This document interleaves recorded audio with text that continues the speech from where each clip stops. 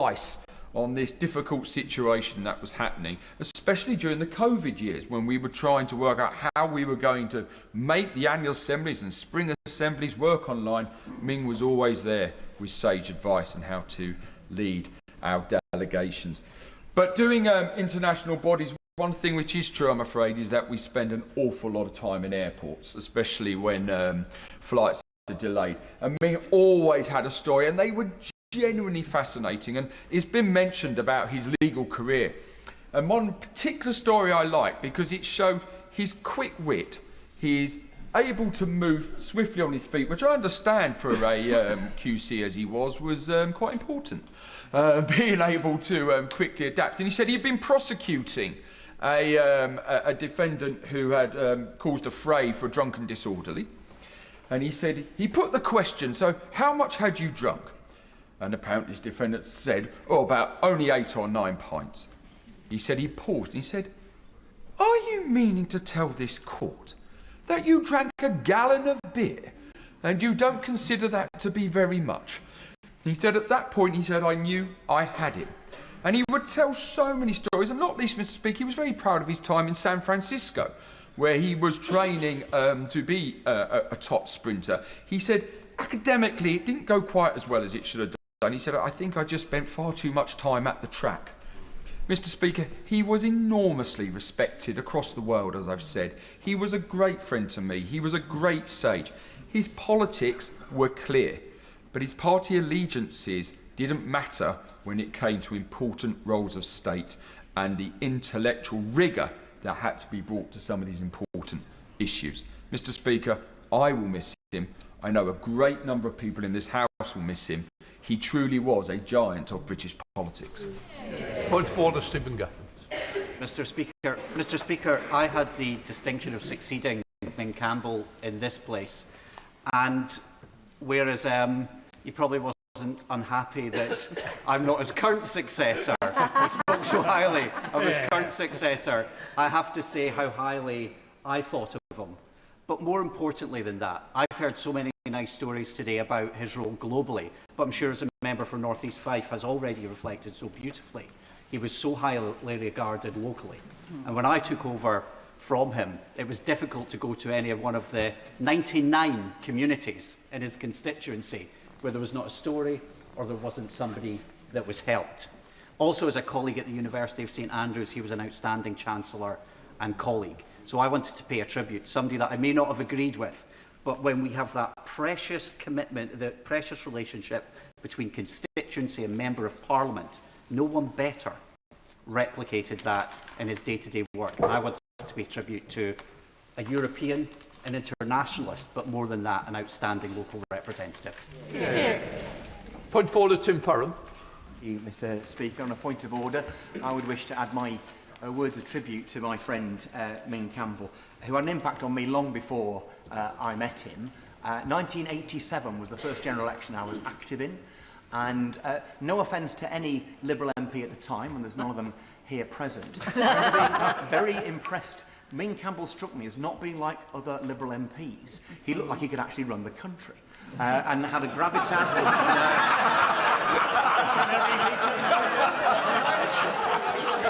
That's how it's got. This is a man. I'm pretty sure that's what I said to my mother in the early hours. Whatever it was, you'll know what it was.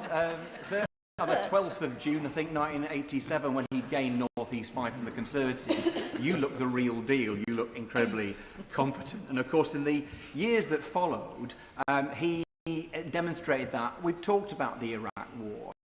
But what Ming Campbell did, yes, applying his legal expertise and his insight into international law as well as the law of this land, was a connection between what is often thought as this esoteric business of human rights. Human rights are about human duties. It's about making sure that nobody is above the law, no Prime Minister and no President. And he made that clear and indeed cross over into public consciousness in a way which was really very, very remarkable. I then realised I had a connection with him. When I met my wife in the 90s, Rosie, it turned out that her now sadly late father, Mark Cantley, opened a bowling with Ming at Glasgow Hill Head. And they hadn't spoken to each other for like 30 odd years until Ming came to do a talk at the University at Ambleside when I was shortly after I'd been selected. And the two of them continued a relationship and a friendship until Mark's passing just 2 years ago. In 2005, when I was elected, the late great Charles Kennedy was meant to be doing the constituency visit to Westmoreland. His son was born the night before. Ming got drafted in and at the last minute did 2 visits for me. And when you win by 267 votes, every single thing counts. I have him to thank for that. He became leader in 2006 and I had the honour of serving as his PPS during that time. What insight did I get into that? The fact that he was obsessed with sport and with running. And despite the fact this is a man who could run 100 metres in 10 seconds, he was incredibly generous in hearing the stories of somebody who was a 10th-rate fell runner. In my time as leader, he was a great source of advice, great source of wisdom. And then after that time, he and his wife, Elspeth, who we've mentioned, would regularly come on holiday on Ullswater, and they'd always make a point of coming to do a visit in Westmoreland, whether we asked them or not. And my recollection would be Ming talking to the local newspaper or the local TV, and Elspeth, not only with a fag, but with a pink cigarette holder, looking every bit what Lady Penelope from the Thunderbirds would have looked like in real life. It is said, isn't it? I remember one of our predecessors, the late great Joe Grimmond, once said that the best Liberal candidate should dress to the right and talk to the left. And Ming Campbell bore all the airs of being an establishment figure and was a radical to his dying breath. He was kind, wise, decent, talented, loyal. He was my friend, and I miss him. Yeah. Point of order, Sir Julian. Thank you, Mr. Speaker. On a point of order, I would like to state that Sir Ming Campbell, as he then was the perfect example of how it's possible to disagree with another parliamentarian on a key issue and yet work side by side on other issues without any rancour or any reservation.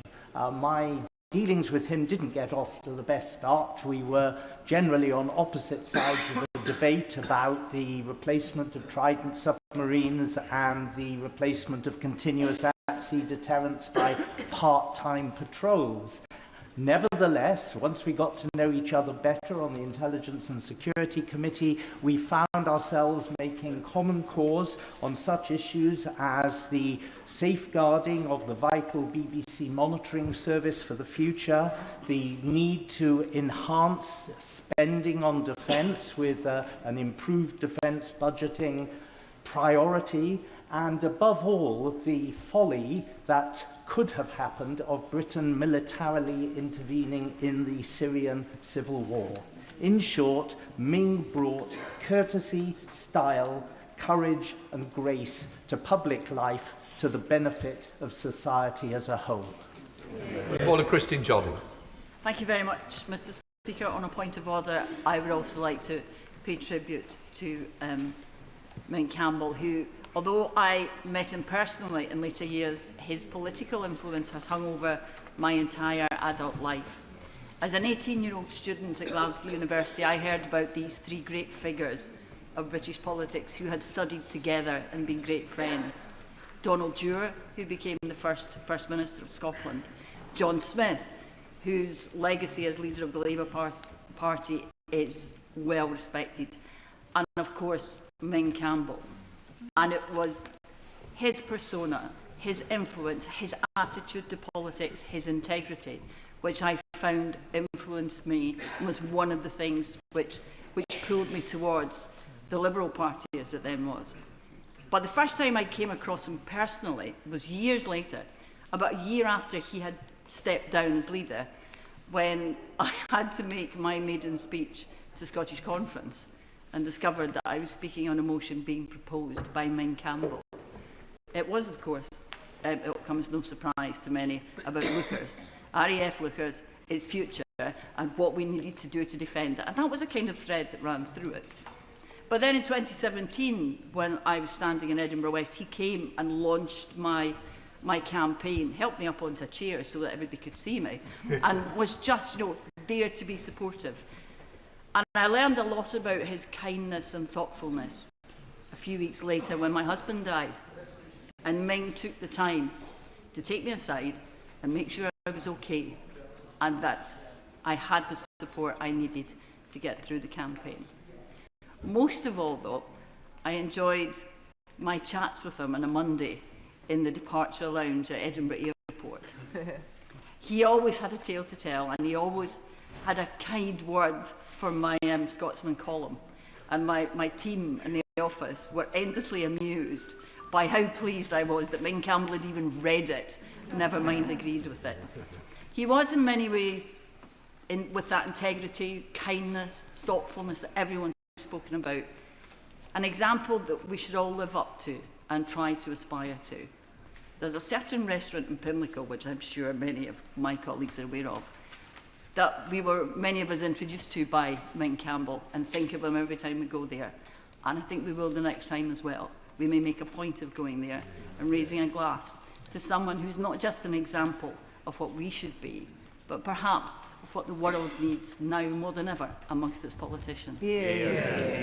Gavin Robbins.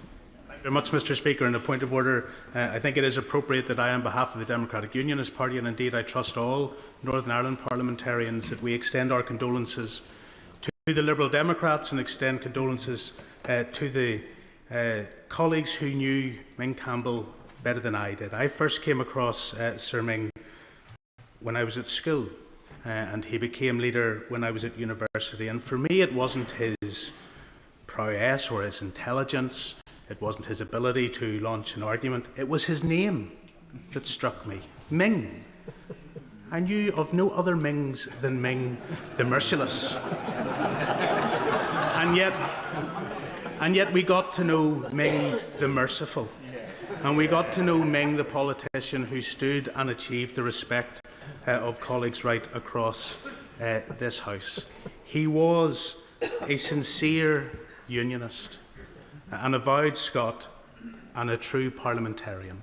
And I just take this moment in time to pass on our respects for his life and a tribute to his legacy. Thank you very much, Mr. Speaker. On the point of order, I'm sure that Ming will have been delighted with the tributes paid to him today by the Prime Minister, my right honourable friend for Kingston and Surbiton, and many others.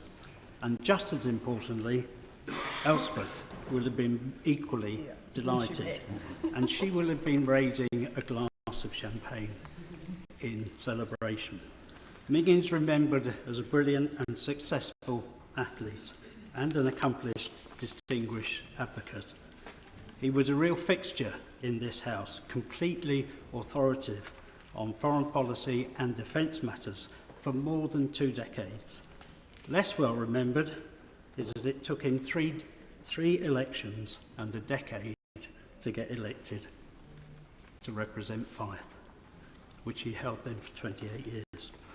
So he was sympathetic and hugely supportive of my similarly numerous efforts to win in Wokingham.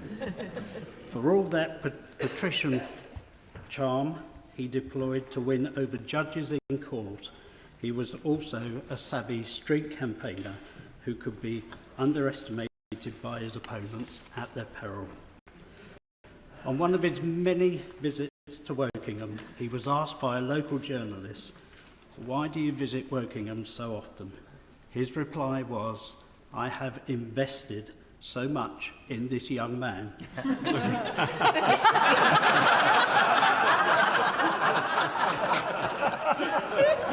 And it was only 10 years ago. I am determined to see that he is successful. And he was delighted when that investment paid off last July. He was very generous with his time and his advice. He was a very warm and generous friend to me, to my family, and to many colleagues, and many, many friends that he made in Wokingham along the way. He will be fondly remembered by everybody who knew him well. And by wide agreement, Ming is probably one of the nicest people to ever lead a political party in the UK. Point of order, Campbell. Mr. Speaker, on a point of order, it's an honour to follow the tributes of so many across the House. Ming Campbell was an inspiration to me and to many others who admired his integrity, courtesy and tenacity. I was lucky to have known Ming all my life, and I know how much his death will be felt by his family and the many friends who loved him. I shared their grief. Ming's athletic achievement showed a man determined to work hard and make sacrifices to push himself to the limits. His international success has already been mentioned, but I also remember him in his mid-40s at that point, saying with some feeling that the annual school sports day had become a major focus, since he was the one the other dads wanted to beat in the father's race. Behind that gracious facade, there was a true competitor. Ming was one of that remarkable generation of Glasgow University debaters from all parties who strove for a better society. Across a lifetime in politics, he maintained close friendships with those of other parties, yet he was clear on his politics. Ming's tenacity was shown in his dedication to Scottish liberalism, working hard to win the North East Fife seat on his 5th general election. And Ming served our party for many years as Foreign Affairs spokesperson. With his distinctive, eloquent delivery and his disarming courtesy, Ming could easily be underestimated by some as an orator, not an actor. Yet his principled approach to the Iraq War demonstrated his courage and steel. He did not shirk from doing the right thing. For Ming, international liberalism was not an abstract ideal, but a set of practical moral obligations. As we say goodbye to a much-loved parliamentarian, we also remember a private man. Ming's marriage to Elspeth was the anchor of his life. The last time I saw Ming, he spoke with love and feeling about Elspeth. He was continuing his life's work in Parliament, but it was clear that he felt acutely that he was continuing it without his life partner. Theirs was a truly devoted partnership. Ming Campbell lived an incredible life as an athlete, advocate, political leader and loving husband. He was a lifelong Liberal whose principles drove his choices. He is rightly remembered with admiration and affection today across the House. He will be sorely missed. Yeah. That completes the tributes. We now come to the statement. Prime Minister. Thank you, Mr. Speaker. Before I update the House on the peace process in the Middle East and my trade visit to India, I want to put on record in this House my utter condemnation of the vile anti-Semitic terrorist attack at the Heaton Park Synagogue in Manchester, which killed 2 Jewish men, Adrian Dalby and Melvin Kravitz. Mr. Speaker, anti-Semitism is not a new hatred. Here in Britain, Jews have had to deal with the shameful reality that their buildings, their way of life, their children need extra protection. We must also be crystal clear that while this was an attack on Jews because they were Jews, the Islamist extremism that motivated this sick individual is a threat to every citizen of this country, an attack on British values, British security, and the British decency that holds our communities together. Moreover, Mr. Speaker, we can see clearly that anti-Semitism is on the rise in Britain once again. So we will scale up the protection we provide for Jewish people. We will set out new measures to prevent hatred abusing the democratic right to protest. We will stop at nothing to root out anti-Semitism. And Mr. Speaker, the same applies to the arson attack on the Peacehaven Mosque. An attack on British Muslims is also an attack on us all. So we condemn this despicable crime and the poison of anti-Muslim hatred. We will fight against hate in all its forms. Mr. Speaker, let me now turn to the Middle East, and words I have longed to say in this House for a very long time. The surviving hostages are free. Yeah. The bombardment of Gaza has stopped. Yeah. And desperately needed aid is starting to enter. Yeah. As a result of the peace plan led by President Trump. We have the chance, and it is a chance, to bring a terrible chapter in history finally to a close. Mr. Speaker, it's a moment of profound relief for this House, for this nation, indeed for the whole world. But it is tempered, of course, by the knowledge that for the hostages and their families, for the loved ones of those killed on October the 7th, and for the innocent civilians in Gaza, the dead, the bereaved, the starving, this has been 2 years of living hell. I think of Avinatan Orr, who has family ties to the United Kingdom, returned at last to his family and to his girlfriend, Noah. Avinatan and Noah were taken from that music festival 2 years ago. The footage of their abduction, filmed by Hamas, evil, committed to camera.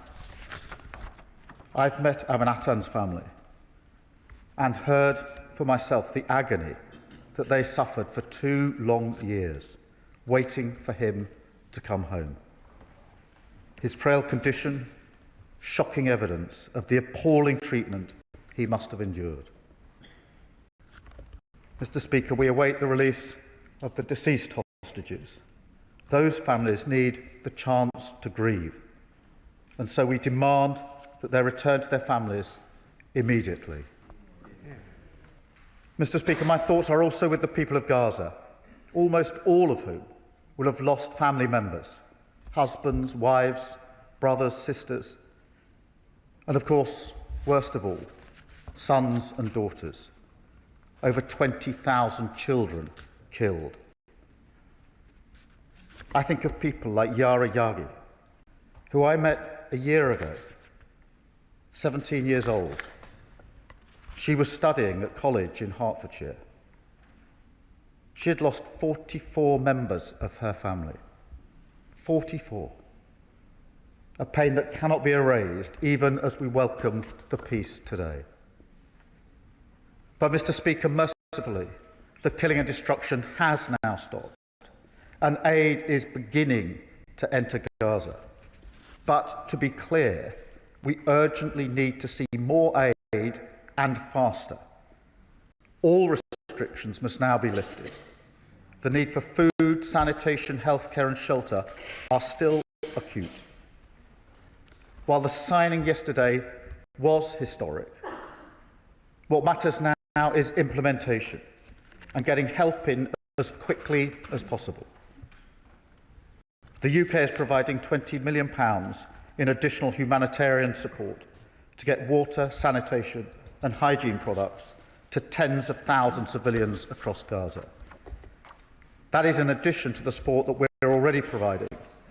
Our 2 field hospitals in Gaza have already seen 600,000 patients.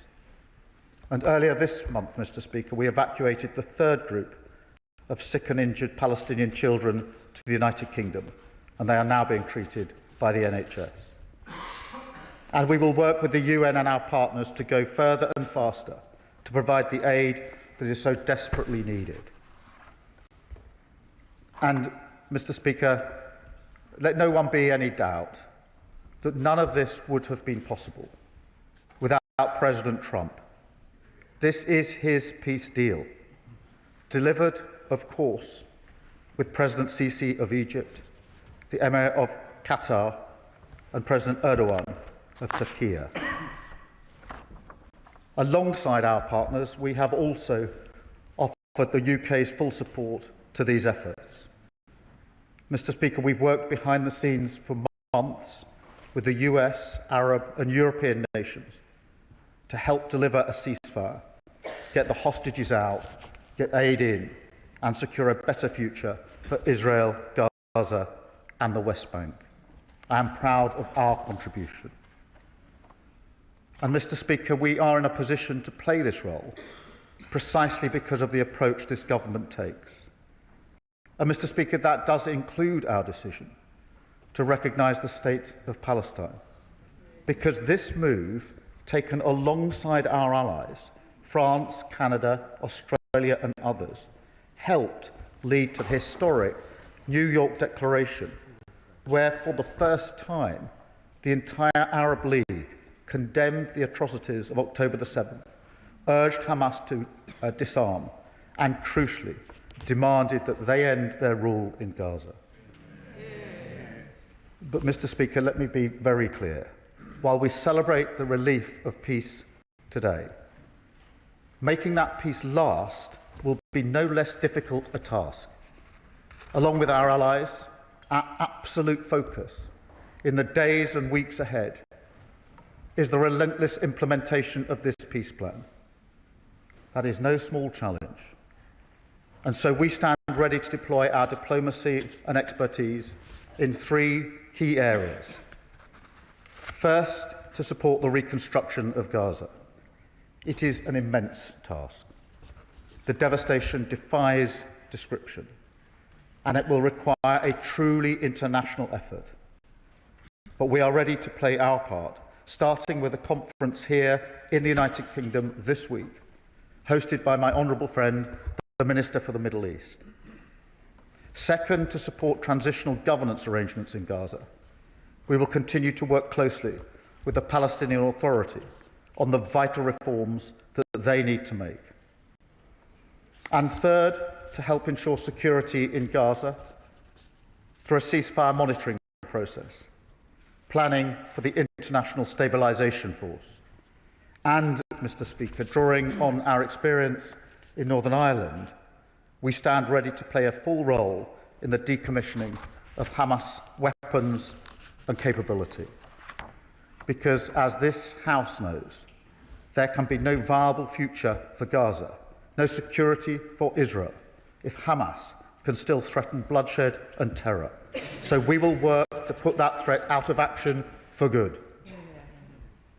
Because, Mr. Speaker, this is the first real chance we've had at a two-state solution since the Oslo Accords over 3 decades ago. So we are fully committed to this, because a safe and secure Israel, alongside a viable Palestinian state, is the only way to secure lasting peace for the Middle East. And I've been clear all along, Mr. Speaker, that must be our goal. So we will work now to follow through on the 20-point peace plan and deliver it in full, including by supporting a dialogue to agree on a political horizon for peaceful coexistence. Finally, Mr. Speaker, I want to update the House on my discussions with Prime Minister Modi last week in Mumbai. India is a growing force on the world stage, on track to have the third largest economy by 2028. So, in addition to the bond we already share, the living bridge of family and history, we are also united by the future and the incredible opportunities that we see before us. That's why back in July we signed a historic trade deal, opening up new opportunities for British businesses in India. And that's why last week I led the biggest British trade delegation to India ever. We announced that more British universities are opening campuses in India, making us their leading international education provider. We're deepening the UK-India Technology Security Initiative to boost opportunities for our brilliant tech sector. And we announced new deals and investment, including in advanced manufacturing, defence, car production and Bollywood filmmaking here in the United Kingdom. These investments into the United Kingdom are worth £1.3 billion, and, Mr. Speaker, they will create 10,600 jobs. This is real change that people will see in their communities up and down the country. I set this out, Mr. Speaker, because it again speaks to our approach on the world stage, as do our deals with the United States and the EU, and the approach we bring to crises and conflicts as well. Because instead of threatening to walk away or indulging in the cheap political theatre that comes from castigating our allies that we need to deliver peace and economic stability in a dangerous, volatile world, we stay in the room, we trust in diplomacy, and we back the reputation, talent and pride of this country to change the world to the benefit of the British people. A politics of national renewal that works with our partners rather than against them, that solves problems rather than exploits them, and that believes our openness to the world is what helps us take control of our future, rather than shutting the door and hoping for the best. That is how this government delivers for Britain, Mr. Speaker, and I commend this statement to the House. Leader of the Opposition, Kemi Bedro. Thank you, Mr. Speaker, and I'm grateful to the Prime Minister for advance sight of his statement. I remember almost 2 years ago meeting 3 mothers whose children had been stolen from them on October 7th and held captive in terror tunnels. They were living a nightmare unimaginable for any parent. Many of us on these benches have met hostages, their families, heard their stories, and supported them. Yesterday, it was truly momentous to finally see the return of the 20 living hostages who are now back home in Israel after over 730 days in terrorist captivity. The hostages released yesterday showed superhuman endurance in the face of evil, and we sent every best wish to them and their families as they begin the process of rebuilding their lives. We also mourn those hostages killed by Hamas and continue to call for all their bodies to be returned to their families. Mr. Speaker, we must never forget what happened on the 7th of October 2023. The abduction of men, women, and children was a calculated cruelty to break body, mind, and soul after inflicting the mindless horror of rape and murder. There is no cause, no grievance that can ever justify what happened that day. I, for one, will never forget. And the response from some in the West, the equivocation, the indulgence in whataboutery, and the drawing of false equivalence shows how far moral clarity has eroded. And we have got a job to do here at home, Mr. Speaker, to fix this. So on these benches, we stand alongside Israel in our shared fight against Islamist terror. The conflict could have ended a long time ago if the hostages had been returned. So many Palestinian lives have been needlessly lost because of this war. Mr. Speaker, Hamas is a genocidal terrorist organization.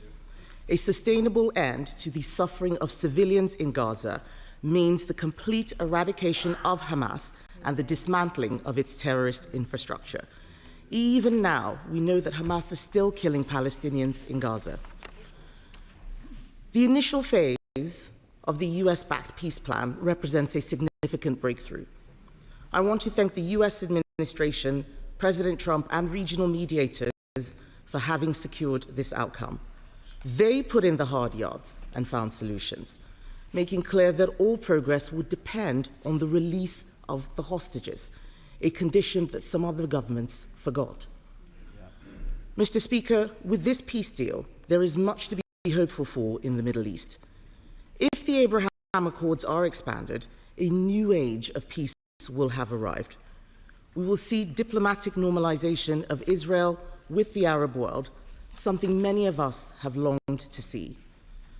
And it saddens me that the Prime Minister's statement does not appear to show that the UK was at the heart of any of these efforts specifically. It is quite clear that UK relations with Israel have been strained by the actions of this government. Their view, and they have stated publicly, is that it looks like under pressure from his own backbenchers, the Prime Minister has taken the wrong decisions, time and time again, diminishing our influence in the region. They can shout shame as much as they want to, Mr. Speaker. Within weeks of Labour coming into power, they decided to restore funding to UNRWA. We haven't forgotten.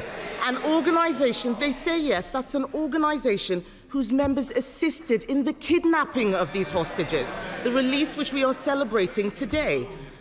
Relations with Israel have been so damaged that when Israel launched strikes against Iran, a country that has been a direct threat to us for years, the UK was out of the loop.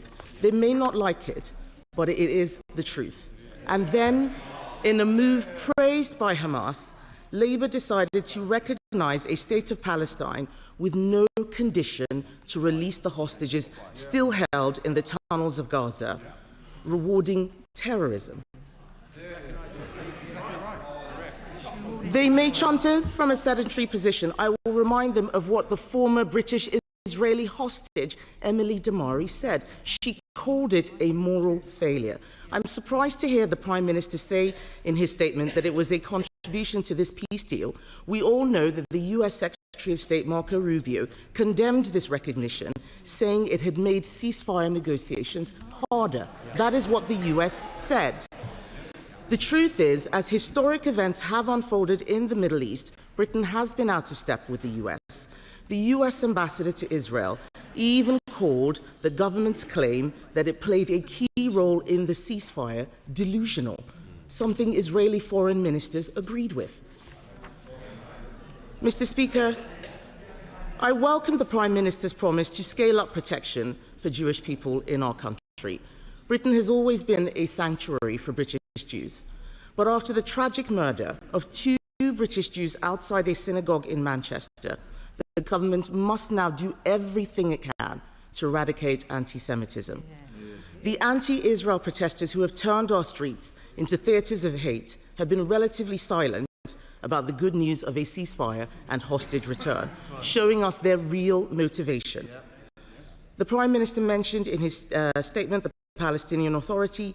Can he tell us whether the government's preference for the Palestinian Authority to take the reins in Gaza, if they have committed to end the pay-for-slay policies that reward families of terrorists for killing Israelis? Will it deal with anti-Semitism in education, and are they demonstrating any democratic progress? Mr. Speaker, there are also domestic implications. We need to strengthen our borders. Hamas is still running Gaza. Those who would be allowed to leave can only do so with Hamas's approval. We should not be bringing anyone to Britain with links to extremism, anti-Semitism, or to Hamas and other terrorists. So can the Prime Minister confirm whether he intends to bring people from Gaza to study, for healthcare, or for other purposes?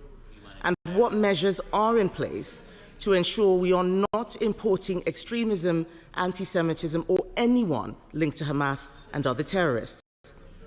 Mr. Speaker, Britain is a great country and still a powerful one. We still have agency to shape the world around us. The government must do better and show it has the backbone to use Britain's power to make a better world.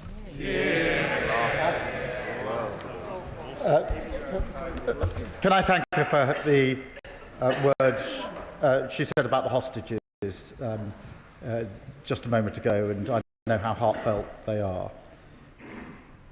I was surprised and saddened that she spent more time attacking what we actually did to help the process than even mentioning the humanitarian crisis in Gaza.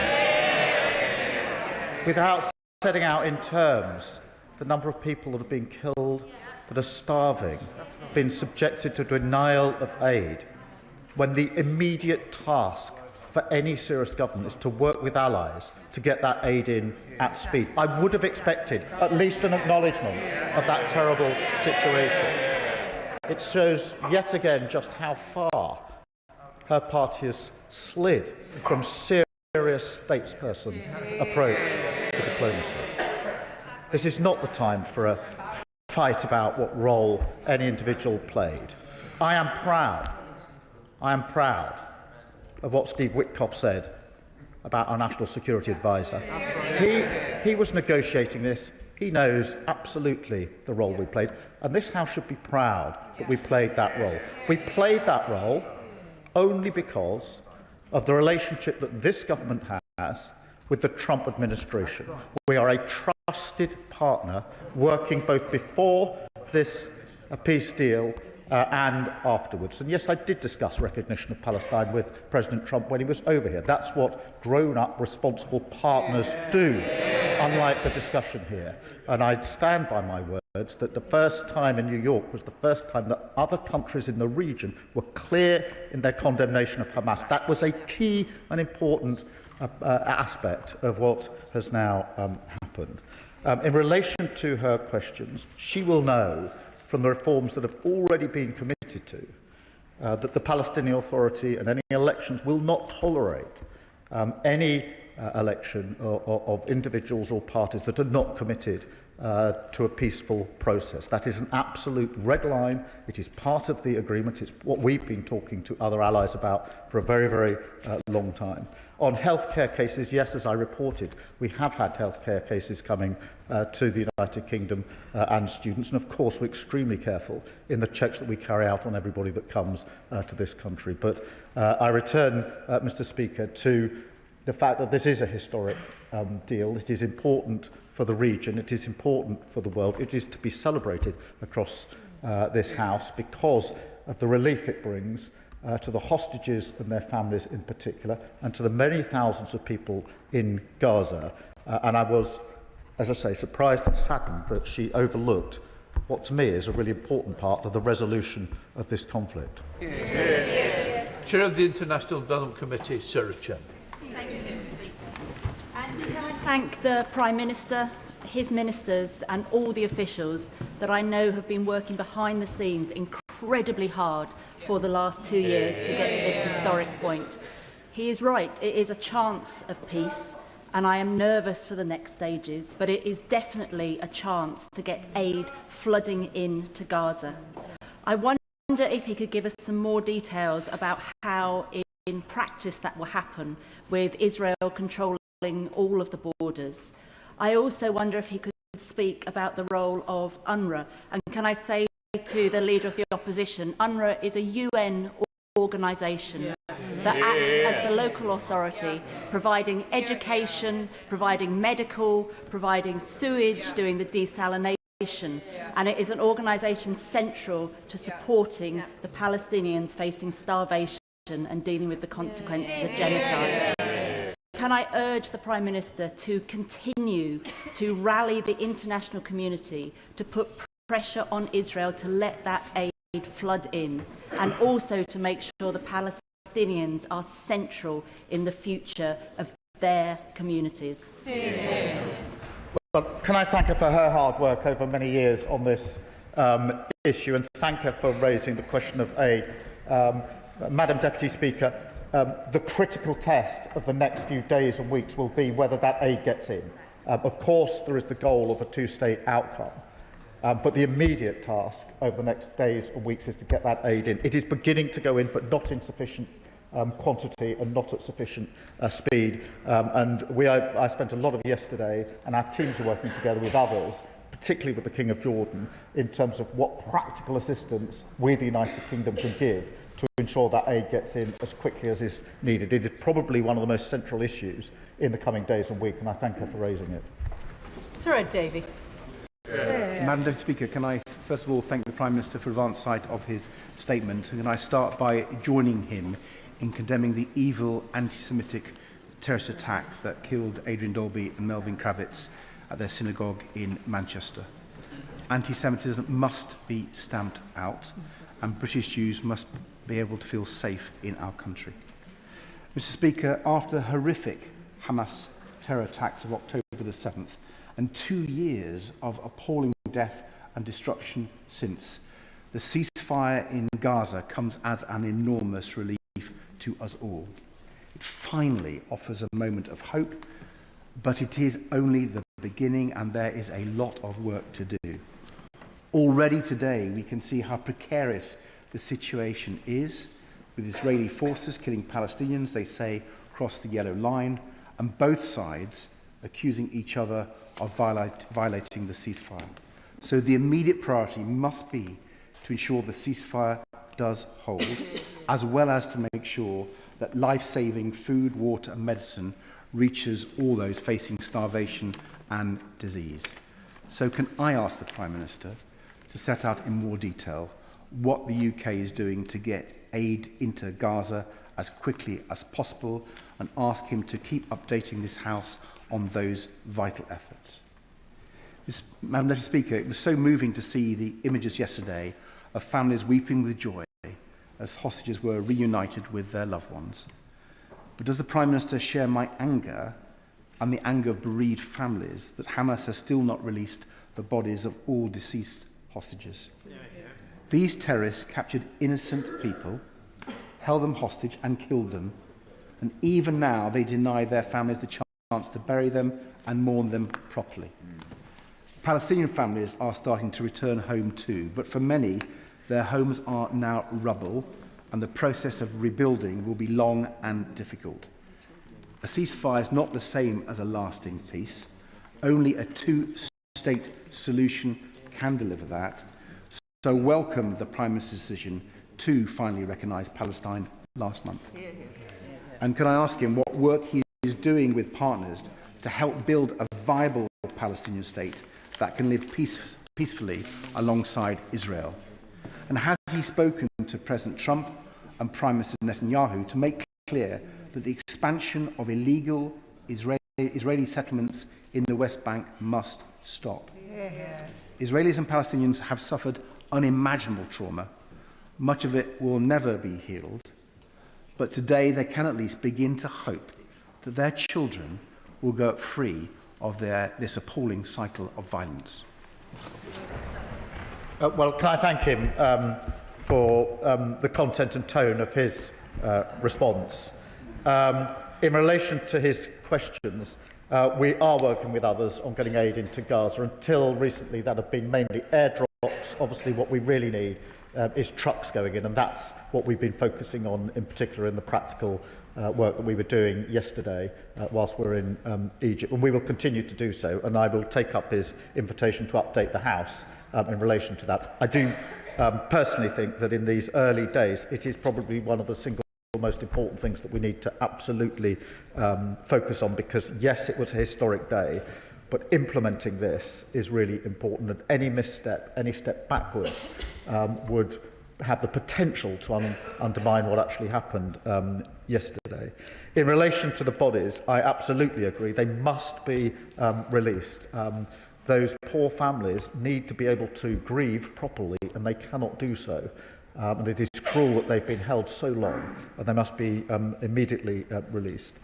In relation to the two-state solution, look, this is necessarily and rightly the long-term objective, because I do not believe there will be lasting peace without a two-state solution, a safe and secure Israel, which we do not have, or a viable Palestinian state, which we do not have. And so that must be the end goal, and we're working with others to ensure that that remains the goal. Along the way, there has to be the work on the governance, the security and the reconstruction in Gaza. And I have to say, once the media are fully into Gaza, I think we will be having quite some debate in this House when the full horror of what has happened there and devastation is finally seen. In relation to illegal settlements, yes, I absolutely have made clear in relation to the West Bank what must happen, or not happen, I should say, in relation to the illegal settlements. And it's important that we ensure that this is a process that leads to a lasting peace for Israel, for Gaza, and of course for the West Bank as well. John MacDonald. The Prime Minister mentioned his conversations with President Sisi. Can I take this opportunity to thank him for the conversations and interventions that he had with President Sisi and his team to secure the release of Allah Abdi el-Fattah from an Egyptian prison. We're all elated at the release of the hostages and the detainees and prisoners, but there's some confusion about whether or not two prominent Gazan Palestinian doctors have been released. Dr. Hussam Abu Safia and Dr. Marwan Al-Hams. Both of them were detained and, unfortunately, ill-treated within the Israeli prisons. It would be really helpful if the Prime Minister could now confirm whether they've been released or not, and if they haven't, to make further representations to Israeli authorities. Can I thank him for his words in relation to Al-Fatah and his long campaign and raising of this important issue. In relation to the two doctors, what I can say to him is the cases have been raised. I don't yet know what the status is, but I will do my best to find out and get a better answer to him as quickly as we can. Part of the House, Sir Edward Lee. Beneath all the peace rhetoric, the brutal Hamas regime was openly executing people yesterday and refused to give up their weapons. Prime Minister Netanyahu has said he's going to remove them by force if necessary. He refuses to accept a state in the West Bank. I mean, it may be naive, but cannot both sides of the House unite in saying that we are absolutely, completely committed to creating a Palestinian state in the West Bank? This is their God-given right, and it's the only way we're going to end this cycle of despair and violence. That sounds like the old I used to know, and I'm really pleased to hear it, because it is only, in a sense, by uniting across this House in the face of a conflict that's gone on for far too long and being clear-eyed about the only way there can be peace that is lasting, that we will be able to play a full part as our country in bringing that about. And I welcome the old tone and the old content that I just heard. Melanie Ward. Thank you, Madam Deputy Speaker. The emotional scenes in recent days in Palestine and Israel are proof that only politics and never violence can bring security to the people of the region. And accountability for the heinous killing that has taken place must be part of the future too. As someone who, as a then aid worker, stood in a hospital in Gaza last year, I know that the UK can play a key role in rebuilding Gaza's decimated health system. Will the Prime Minister meet me to discuss this? And will he convey the thanks of these benches to the National Security Advisor, who has played a truly vital role in making this ceasefire happen? Not for the first time, the Leader of the Opposition has no idea what she's talking about, and her backbenchers know it as well. I thank her for that contribution, and I do acknowledge the role the National Security Advisor played, and it's important. It's a typical UK role, which is quiet, behind the scenes, diplomatic, but bringing around really helpful steps towards the desired end. I will make sure she gets a meeting with the relevant minister on the other issues. Sir Andrew Mitchell. Thank you, Madam Deputy Speaker. Was not yesterday an historic and much longed-for day for which this government and the last one have worked tirelessly since the dreadful events of October the 7th? Does the Prime Minister agree that just as real progress at Oslo was made on the back of the Intifada, so now we must use the exceptional connections and deep historical knowledge that Britain has throughout the region to help secure a definitive resolution for the Middle East problems that have disfigured the world and poisoned the well of international progress and opinion for so many generations? Well, can I first acknowledge the role that he played in office just before the election and what he brought personally to the table in relation to this, and the cross-party way in which he worked to ensure that the House as a whole could bring to bear pressure to bring about change. He's right about the goal that we need to achieve and the way that we want to achieve it, and so I wholeheartedly agree with him. Thank you.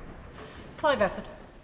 Thank you, Madam Deputy Speaker. Can I start by saying to the Leader of the Opposition, not every statement in this House is an opportunity for political knockabout. And this is one of those occasions that required a statesperson. Can I ask my right honourable friend, that there are reports that there are militia groups seeking to gain control of certain areas within Gaza. What can be done to make sure that it's the people of Palestine that determine their future and not the biggest gangs? And what can we do about this situation?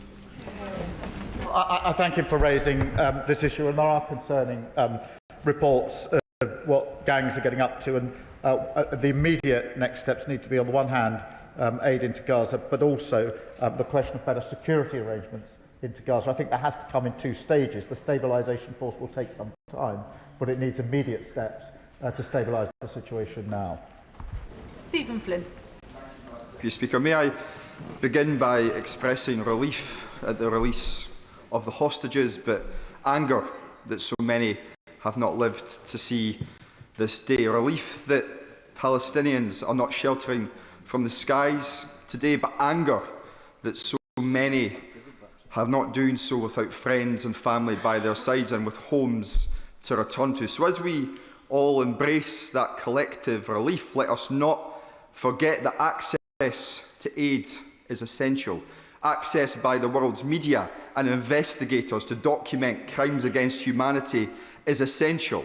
A two-state solution is essential. Accountability is essential. And it is with those words in mind that I say to the Prime Minister what I said to his predecessor 2 years ago. History will judge us by our response and by our actions. Up till now, on too many occasions, we have failed. Let us not do so anymore. Well, can I agree with him that aid is the immediate issue? I agree the media absolutely needs to be allowed in to document what has to be seen. And on a two-state solution, of course, there has to be accountability. Paul Wall. Thank you, Madam Deputy Speaker. Can I thank the Prime Minister for his statement, and can I warmly welcome the ceasefire, both for the beginning of the end of the suffering of the children of Gaza and also for the release of the hostages, one of whom is Nimrod Cohen, whose brother I met in Jerusalem early this year and whose family are eternally grateful for everything that this country and the United States have done to secure their release. Sure. But can I also thank the Prime Minister for his emphasis today on the need to flood Gaza with aid, something we've not seen at all adequately until now. And does he agree with the UN's Tom Fletcher that more governments need to urgently fund the UN's flash appeal for the occupied Palestinian territories? Well, I thank him for his question, and I agree that flooding aid is the essential next step, and I took the opportunity to have a discussion with Tom Fletcher yesterday about what more we could do in that regard. Kit Malthouse. Madam Deputy Speaker, setting aside the fact that we find ourselves in a situation where conditions have been placed upon the cessation of the annihilation of an entire people, or the strange delineation between hostages on one side and prisoners held in administrative detention on the other, we should, of course, all, as the Prime Minister said, express profound relief at the end of the killing, not least of one child every 45 minutes for 2 years.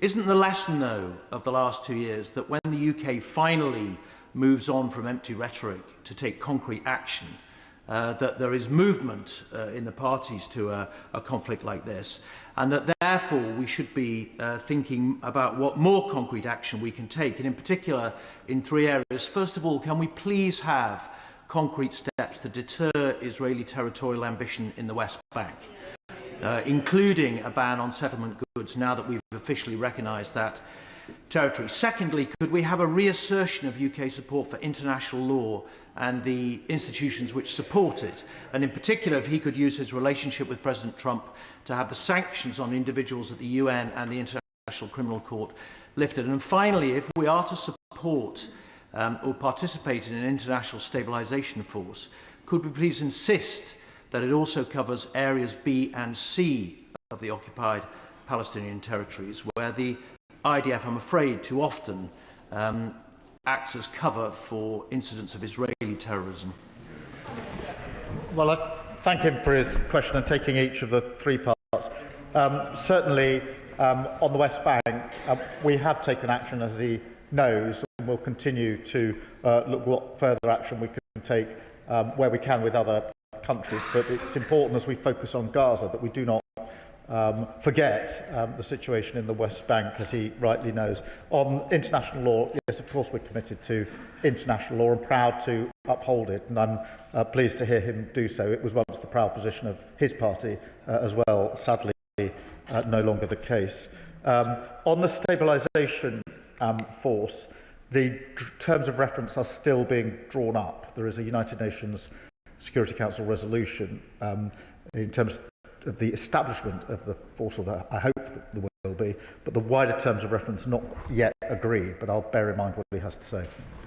Debbie Abrahams. Thank you, Madam Deputy Speaker, and I thank the Prime Minister for his statement.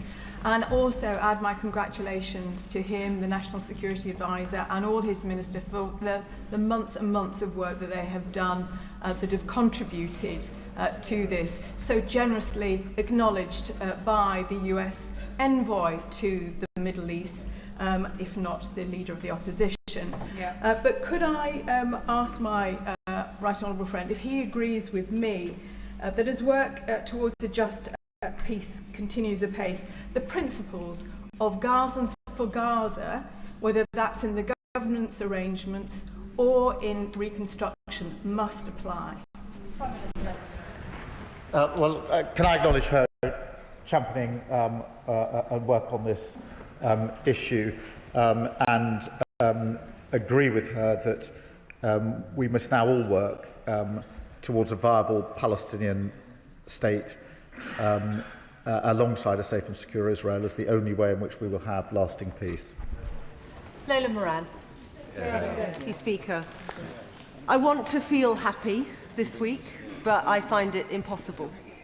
Because with so much destruction and so much devastation and so many lives lost, you look back over the last 2 years and you ask the question, what on earth was it all for?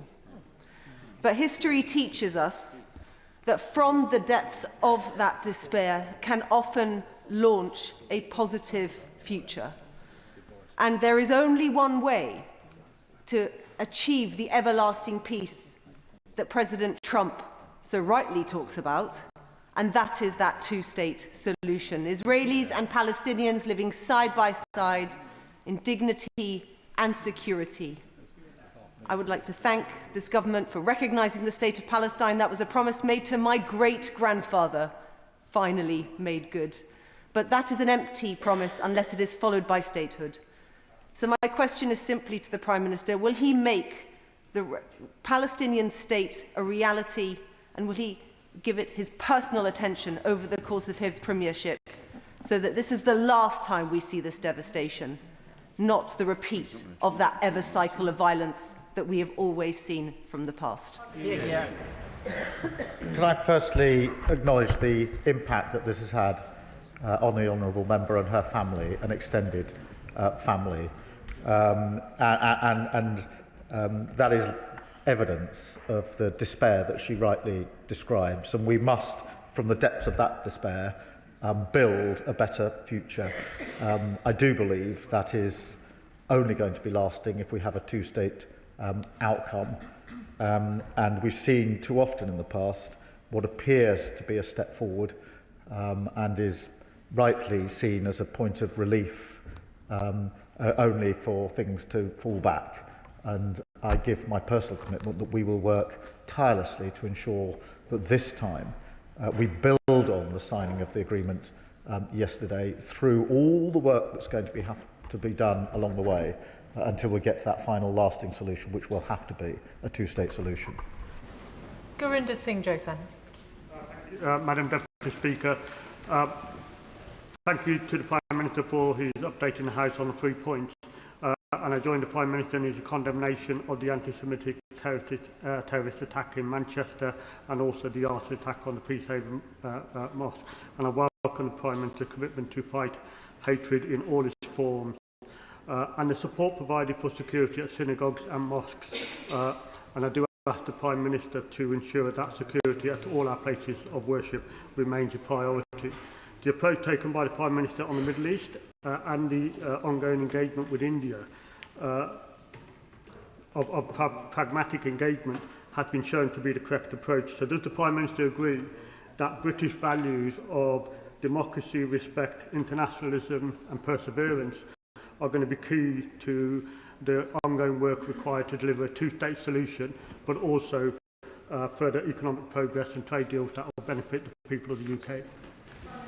I thank him for his question, and can I just agree with him? We must provide the security needed at all of our places of worship, and I know across the House people will be saddened and concerned to know that some of our places of worship require the sort of security that we are seeing today. That is something we must all work to alleviate. That is partly a question of putting in more resource, but it's much bigger than that in terms of the change that we need to bring about. I do believe that the approach that we're taking of diplomacy, sticking to our values and being in the room to argue is of benefit to this country in relation to not only the Middle East, also India and the wider world. Sir Oliver Dowden. Speaker, after the horrors of Manchester, there is a sense of joy and relief in synagogues in my constituency at the final release of the hostages, many of whom were sponsored by synagogues. But there's also a sense of trepidation when they see Hamas terrorists patrolling the streets of Gaza, carrying out summary executions. So I welcome the Prime Minister's commitment that Hamas can have no role in Gaza. But while he's on the issue of Islamic extremism, does he agree that now is the time to review the UK government's approach to the Muslim Brotherhood, which has been banned in many other countries, such as the United Arab Emirates? Can I just join him in this feeling of trepidation? Because I think we can all feel it across the country. Trepidation and fear following on from the terrible impact that the Manchester attack had on all of our communities, but the Jewish community in particular. Absolutely assert and be clear that Hamas must play no role whatsoever.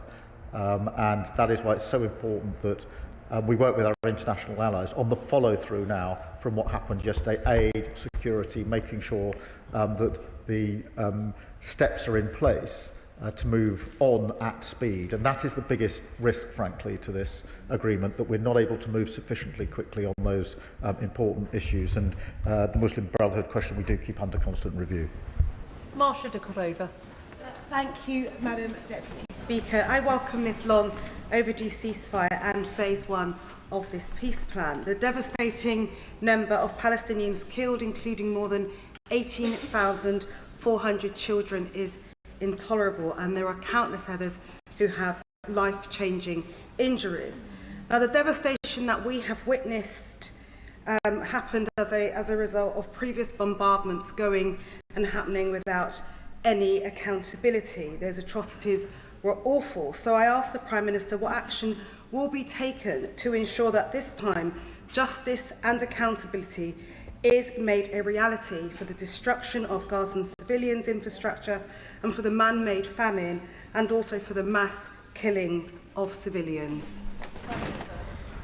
Well, I thank her for her question. The immediate focus is obviously on following through on the agreement with the practical next steps, and I do think that is of first importance. But I reiterate again our commitment to international law and to accountability, including, of course, accountability for what happened on October the 7th, which was the worst single attacks on Jews since the Holocaust. Richard Tice.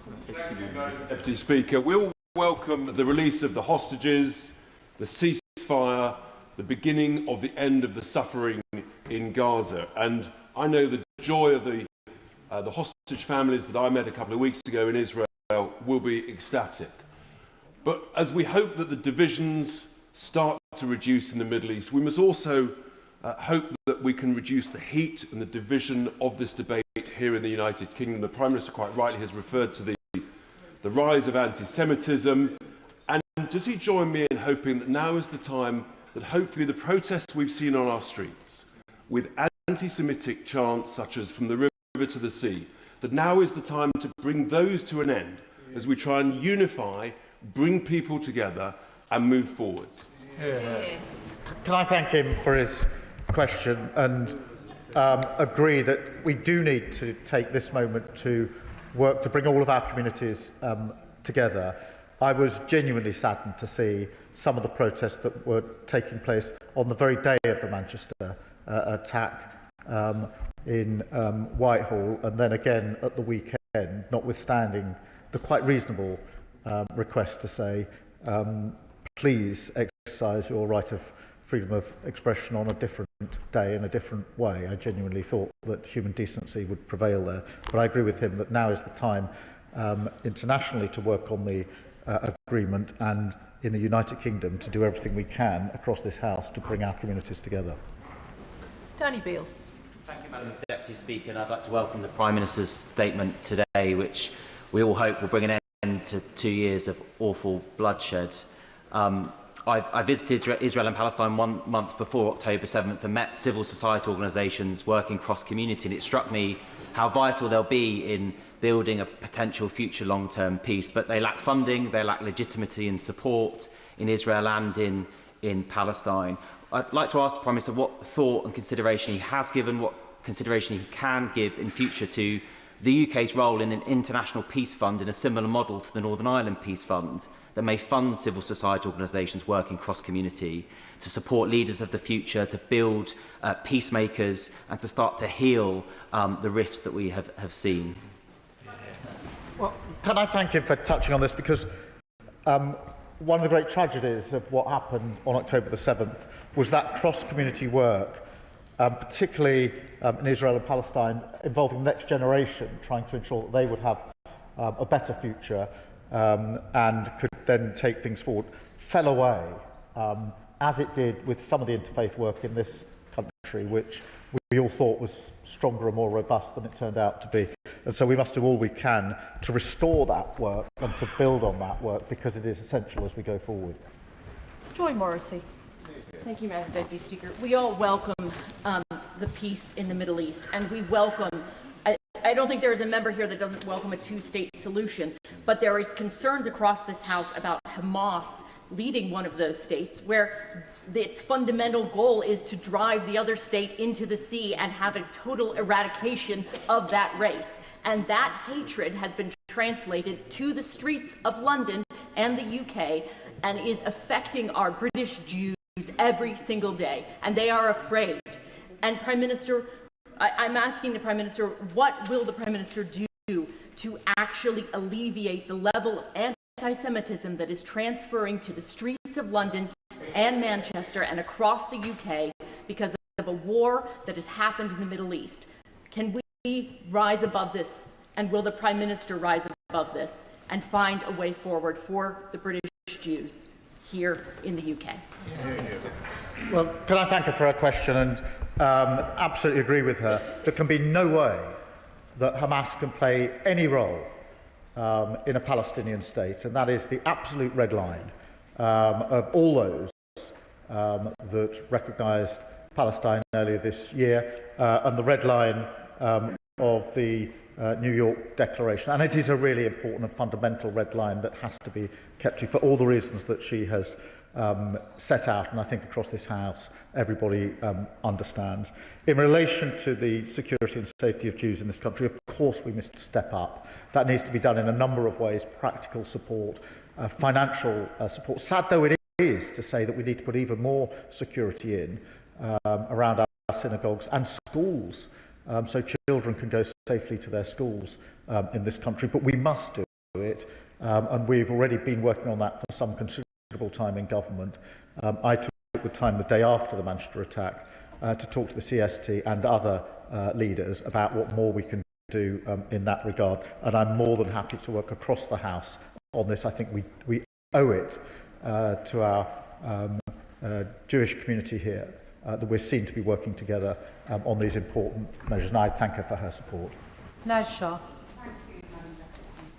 I first of all associate myself with the comments from the Prime Minister regarding the attack, the heinous attack in Manchester and on Peacehaven Mosque.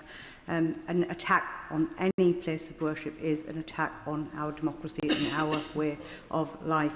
I'd also like to thank the Prime Minister and his team and his ministers in particular, and our Director for National Security, for all their efforts and for the recognition of Palestine.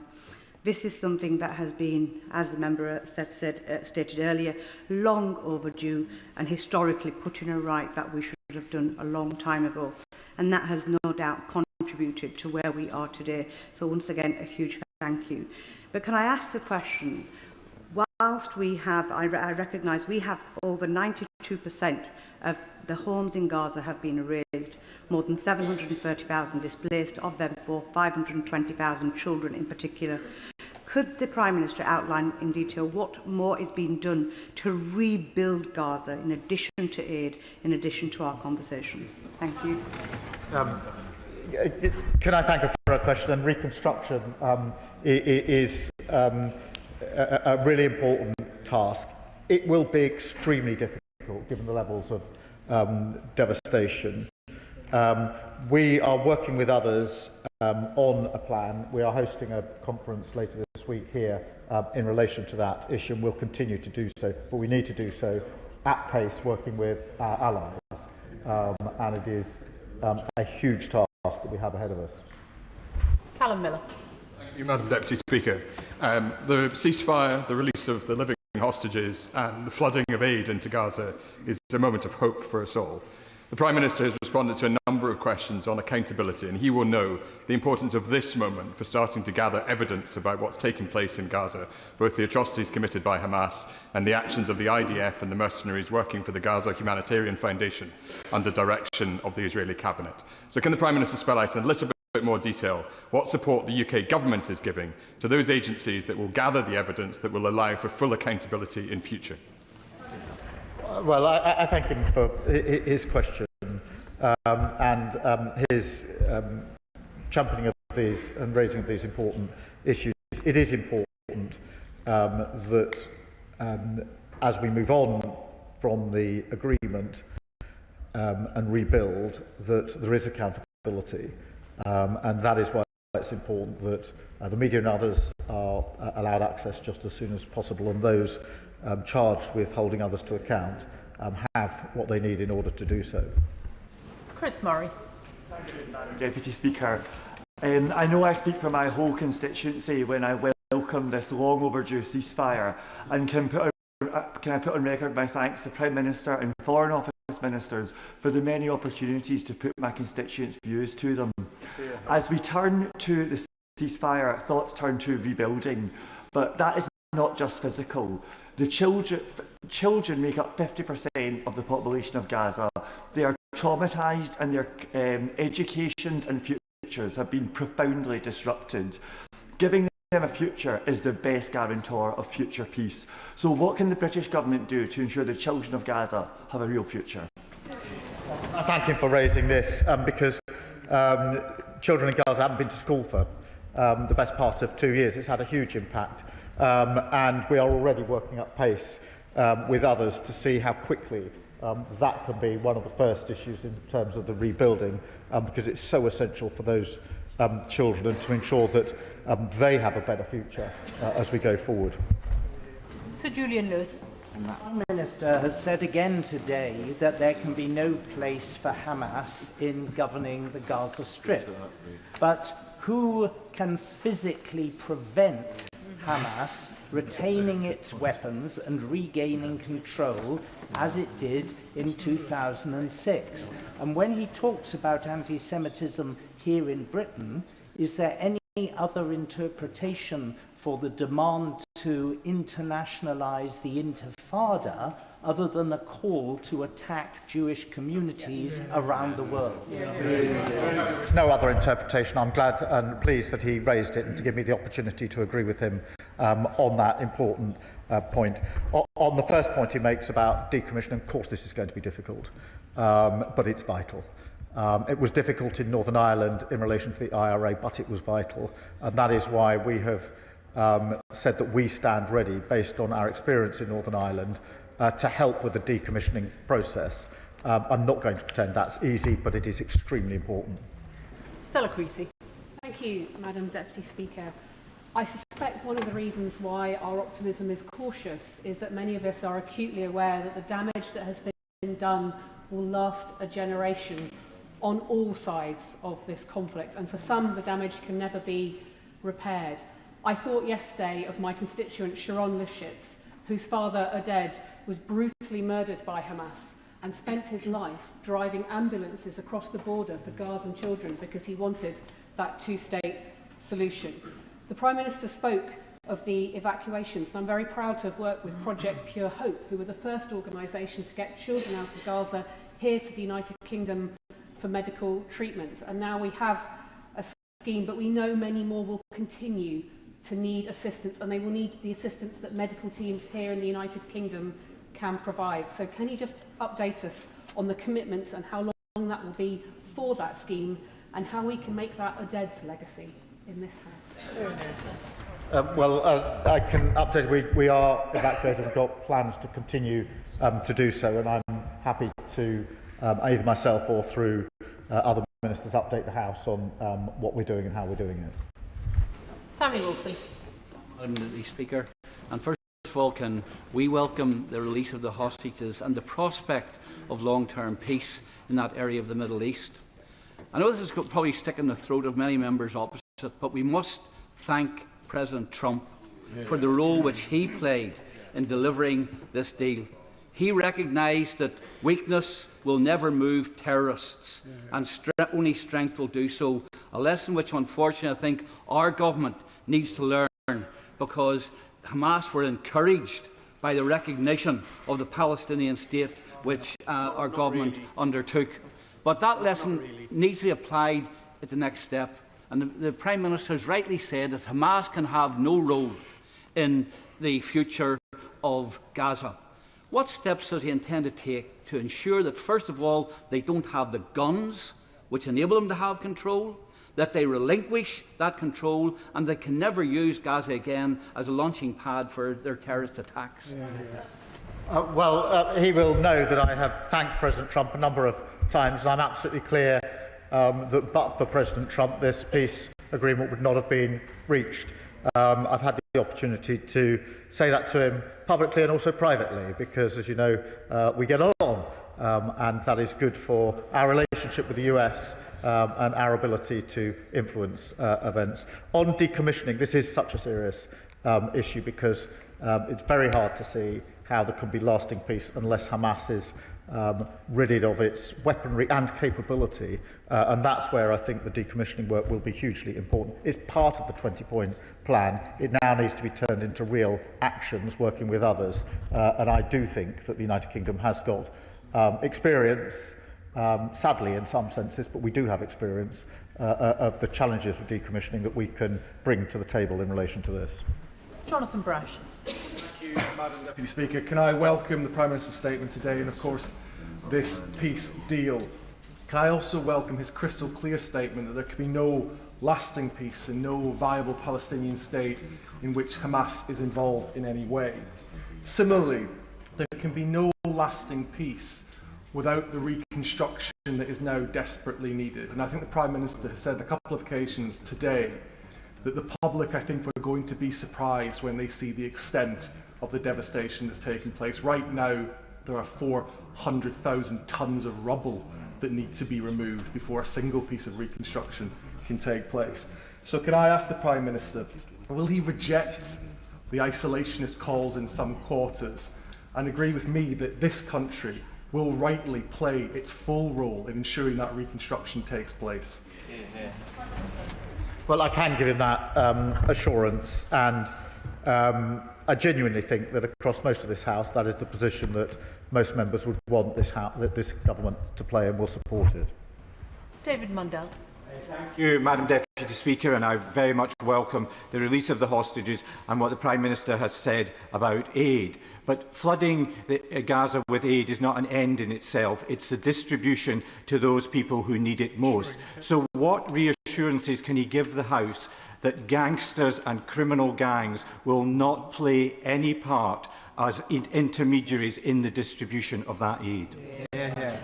Thank him for raising this. Firstly, let's be clear, aid is not flooding in today, it is beginning to go in today. It needs to flood in, but it's not flooding in yet, and so we do need to get it in. He's absolutely right that then the distribution becomes a critical next issue, and that's why we're working with others on what the security arrangements need to be in place as soon as possible in Gaza to ensure that aid gets to where it needs to get to. So volume, speed and effective distribution are absolutely key in relation to this, and we're working with others to ensure that we play our part in that. Sana Begum.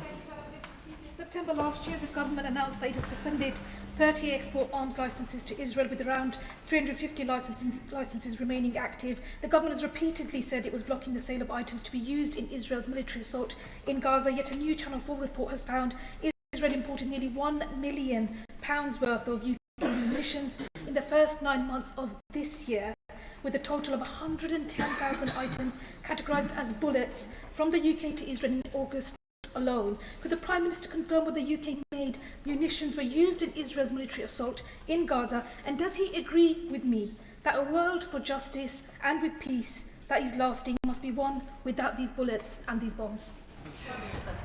The government's position in relation to banning arms has been set out on many occasions and it's not been altered. Ellie Chams.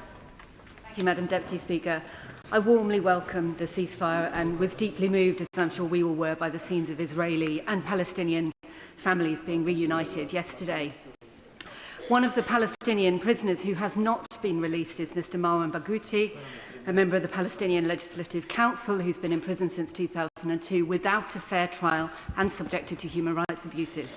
Can I ask the Prime Minister what recent representation his government has made in the last few days to secure the immediate release of Mr. Barghouti, given his widespread popularity as a unifying voice for Palestinian rights, dignity and freedom, and therefore his potential crucial role in securing a meaningful and lasting peace in the region?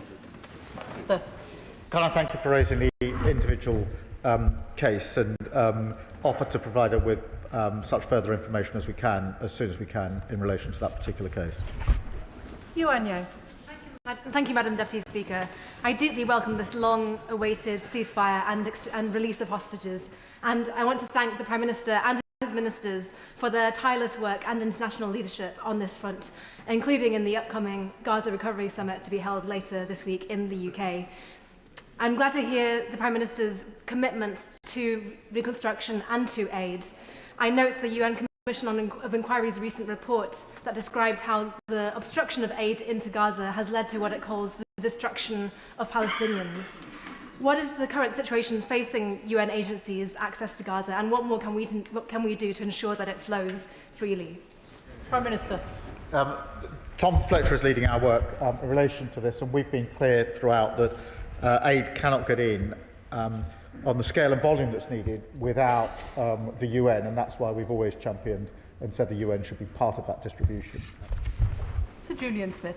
Madam Deputy Speaker, it is fitting that this statement is followed by one on Northern Ireland. The UK has world-leading experience on sustaining peace, whether it is security, intelligence or military, whether it is decommissioning, policing or political institutions. Could I urge the Prime Minister to do an audit of the generations of civil servants and, dare I say, special advisors who have experience in this area and put them on offer to sustain this peace deal?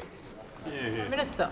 Can I thank him for that suggestion? Can I also acknowledge his role in Northern Ireland, where he was rightly held in high respect in Northern Ireland and across this House, and continues to be held in respect because of what he did and the way in which he went about it. And that should be a model for so many more of us in this House. And the idea of reaching into the expertise we have in government across different parties, across different governments, is one that I'll take up. So I thank you for that suggestion. Andy MacDonald. Thank you, Madam Deputy Speaker. I very much welcome the Prime Minister's statement, and we all achingly welcome the longed-for ceasefire in Gaza and the safe return of prisoners and hostages. But does the Prime Minister share my concern that the 20-point plan is without Palestinian input? Will he acknowledge the need for Palestinian self-determination, their consent for any governance or stabilisation arrangements? Will he ensure the continued pursuit of war criminals? And will he work to achieve an end to Israel's illegal occupation of all Palestinian territories and the full engagement of a sovereign Palestinian state? Prime Minister. Can I just be clear on the 20-point plan? This was widely and warmly received by so many countries yesterday. He will have seen the representation at Egypt for the summit yesterday, including the Palestinian Authority, and therefore it is really important that when we get an achievement like this that we now focus on implementing it rather than trying to unpick it. In relation to the two-state solution, I think across this House, by and large, there is agreement that there won't be lasting peace without a two-state solution, and therefore we must act to implement the 20-point plan, but we must also, as the plan itself envisages, work towards a two-state solution and not lose sight of that goal. And Davis. Diolch yn fawr, Madam Dirprwy Llafarydd. The images of ceasefire and families united are deeply heartening and a moment of relief and celebration amidst such immense suffering. Yet this fragile peace remains vulnerable, particularly to the corrosive effects of misinformation. And true and lasting peace must be built on openness, transparency and the free flow of information. What steps is the Prime Minister taking to press Israel to grant journalists access to Gaza as part of a broader commitment to truth, accountability and a just peace? Minister. Well, can I agree with her that the situation is vulnerable, and that's why we mustn't lose sight of what has to happen next. And we are pressing for media access, which is hugely important and needs to happen, in my view, as soon as possible, so that the extent of the devastation can be properly assessed and help with the necessary next steps. Cat Smith. Thank you, Madam Deputy Speaker. And as an officer of the all-party group on Christians in the Holy Land, I was fortunate enough to be on a delegation in Jerusalem and the West Bank last week. And it was clear to our delegation that speaking to Palestinian Christians, that they are delivering hospitals and schools for Palestinian communities. And given the need for education and healthcare to be a key part of long-term peace, what conversations is the government having with the Christian community in Israel and Palestine to ensure they're part of the conversation as well? Prime Minister.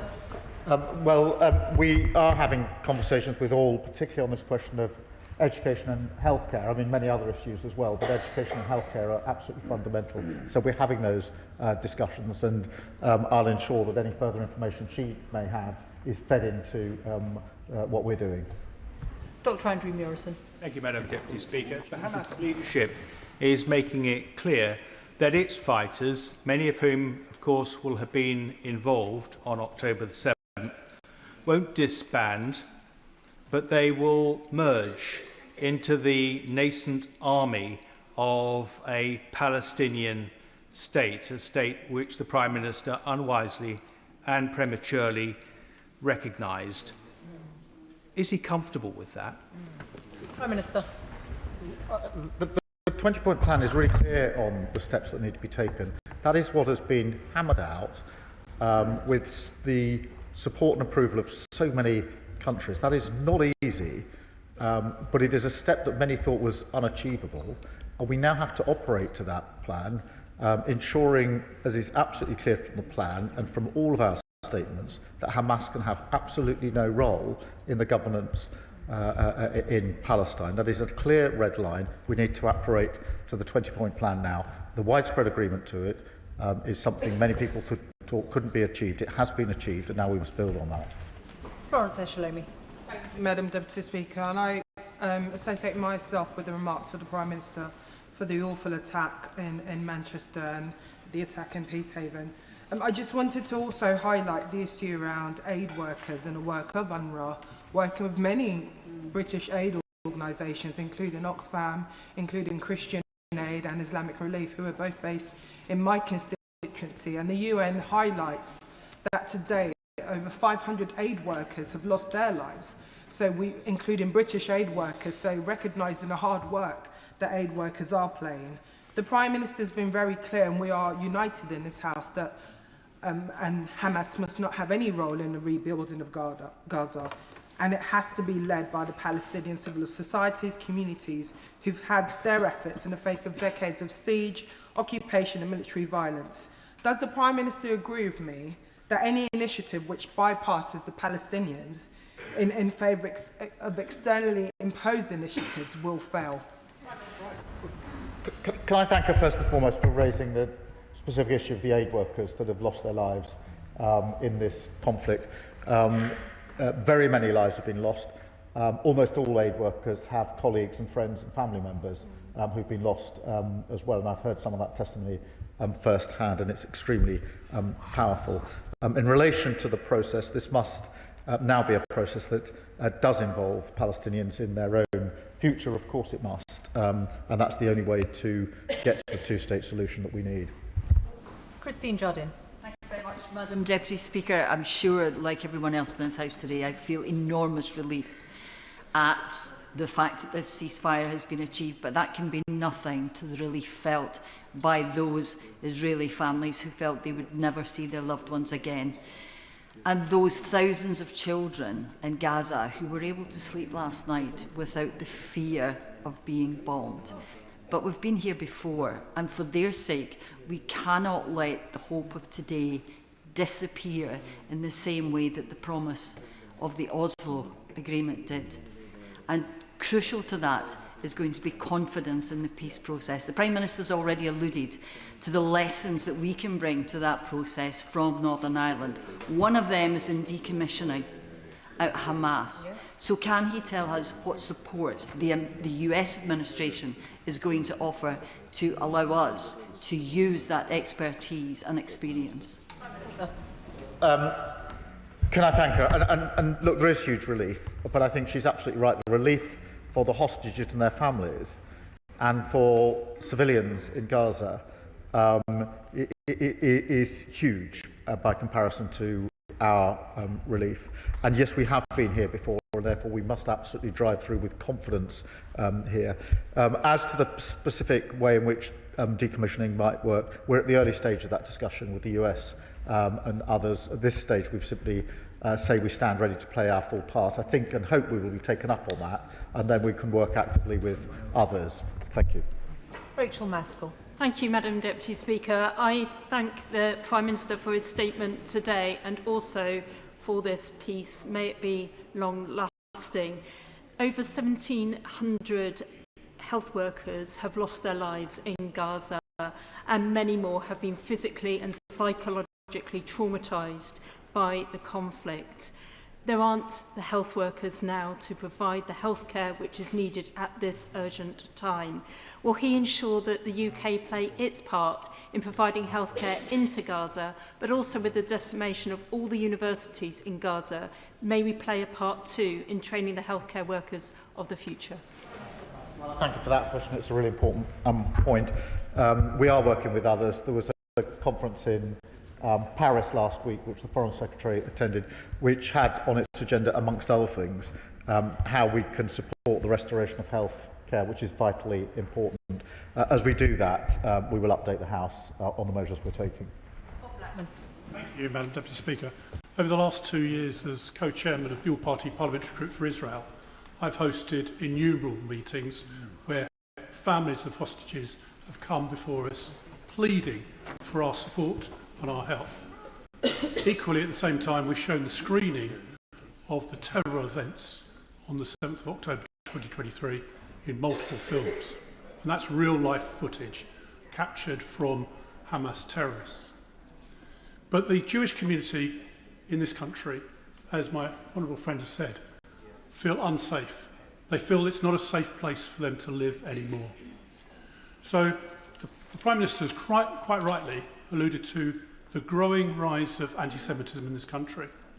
So I ask him what he's going to do on a concrete basis to eliminate this scourge, and in particular at our places of education, both our universities, so our Jewish students feel safe on campus, but equally in all of our schools, so that the young people that are growing up in this country are no longer being exposed to anti-Semitism. I thank you for that, and it is really important that we rise to this challenge and make sure that our Jewish community feels safe and secure and part of who we are in this country. I think that does require concrete steps in relation to security and safety measures. I absolutely think we need to go further on education, particularly in our universities, but not only in our universities. And of course, although he didn't mention it, but I'm sure he knows, the NHS as well, we need to ensure that we drive out any instances we see of anti-Semitism, and I look forward to working across the House on all those initiatives, because we also need to make sure that our Jewish community see that this House is united in ensuring that they have the safety and security that they deserve. Nadia Whittam. Madam Deputy Speaker, and I very much welcome the Prime Minister's statement today. After 2 years of relentless genocide committed by Israel, killing many tens of thousands of innocent people, a ceasefire is a historic and hopeful moment, even though it took far too long to achieve. Watching released Palestinians and Israelis reunite with their families yesterday was deeply moving. But Palestinians are far from free. Their rights are still being denied. They are still living under occupation. They will continue to suffer. Does the Prime Minister agree with me that Palestinians must be able to exercise their right to self-determination, and Israel must face accountability for its crimes against them? And what action will he take to make this a reality? Minister. Well, I do agree that there will be no lasting peace without a two-state outcome, and that's why we must continue to strive towards it. And of course there must be accountability for all of those that have committed atrocity, including those that were involved on October the 7th. Adnan Hussain. Thank you, Madam Deputy Speaker.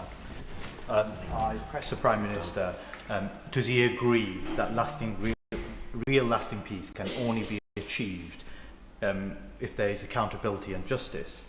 Overwhelming international consensus, both legal and scholarly, conclude that Israel's actions in Gaza were genocidal. Does the Prime Minister agree that the perpetrators of genocide must face justice? And what steps will his government take to ensure justice is achieved? Prime Minister. Well, I agree that accountability is important. Of course, justice is important in the Middle East, and we are strong supporters of international law and the role that that needs to play in relation to justice in the region. Kim Johnson. Thank you, Madam Deputy Speaker. I welcome the Prime Minister's statement today, and also welcome the ceasefire and the release of hostages as part of this historic peace deal, but a very fragile peace deal. But I also welcome the release of Palestinian women and children held in Israeli military prisons without trial. But can my honourable friend explain what steps the government will take to ensure that justice and accountability is made a reality for all victims of international law violations in Israel and the occupied Palestinian territory? Prime Minister. Well, I thank you for a question, and it is important that I'm clear that this government is committed to international law and to the accountability that that brings. Greg Smith. Thank you, Madam Deputy Speaker. One of the widely held beliefs of the catalyst that led to the pure evil that happened on the 7th of October was a fear by Iran and their terrorist proxies that Saudi Arabia was close to signing the Abraham Accords.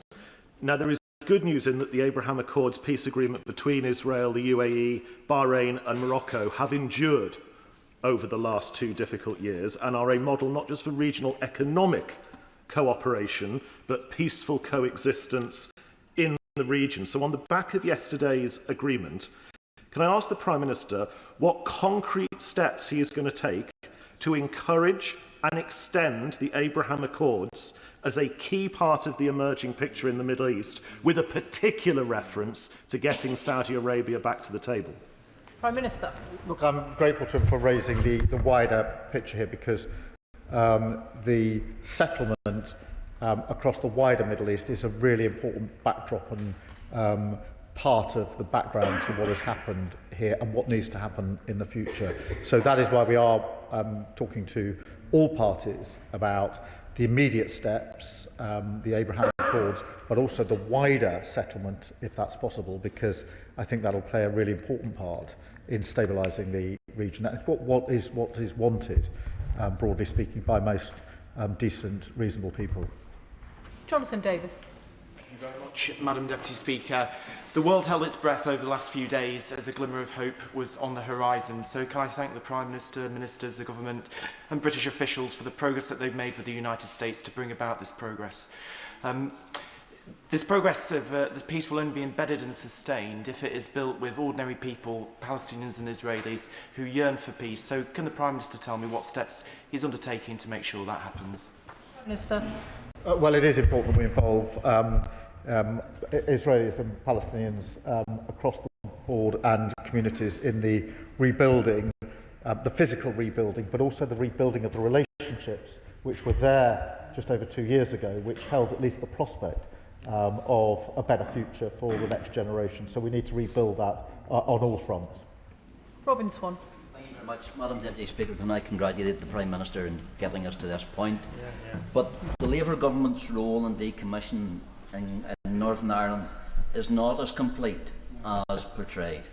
In a memo in the 17th of January 2003, an advisor to the then Prime Minister, Tony Blair, said, "The IRA will never be able to account for all their weapons or retrieve them.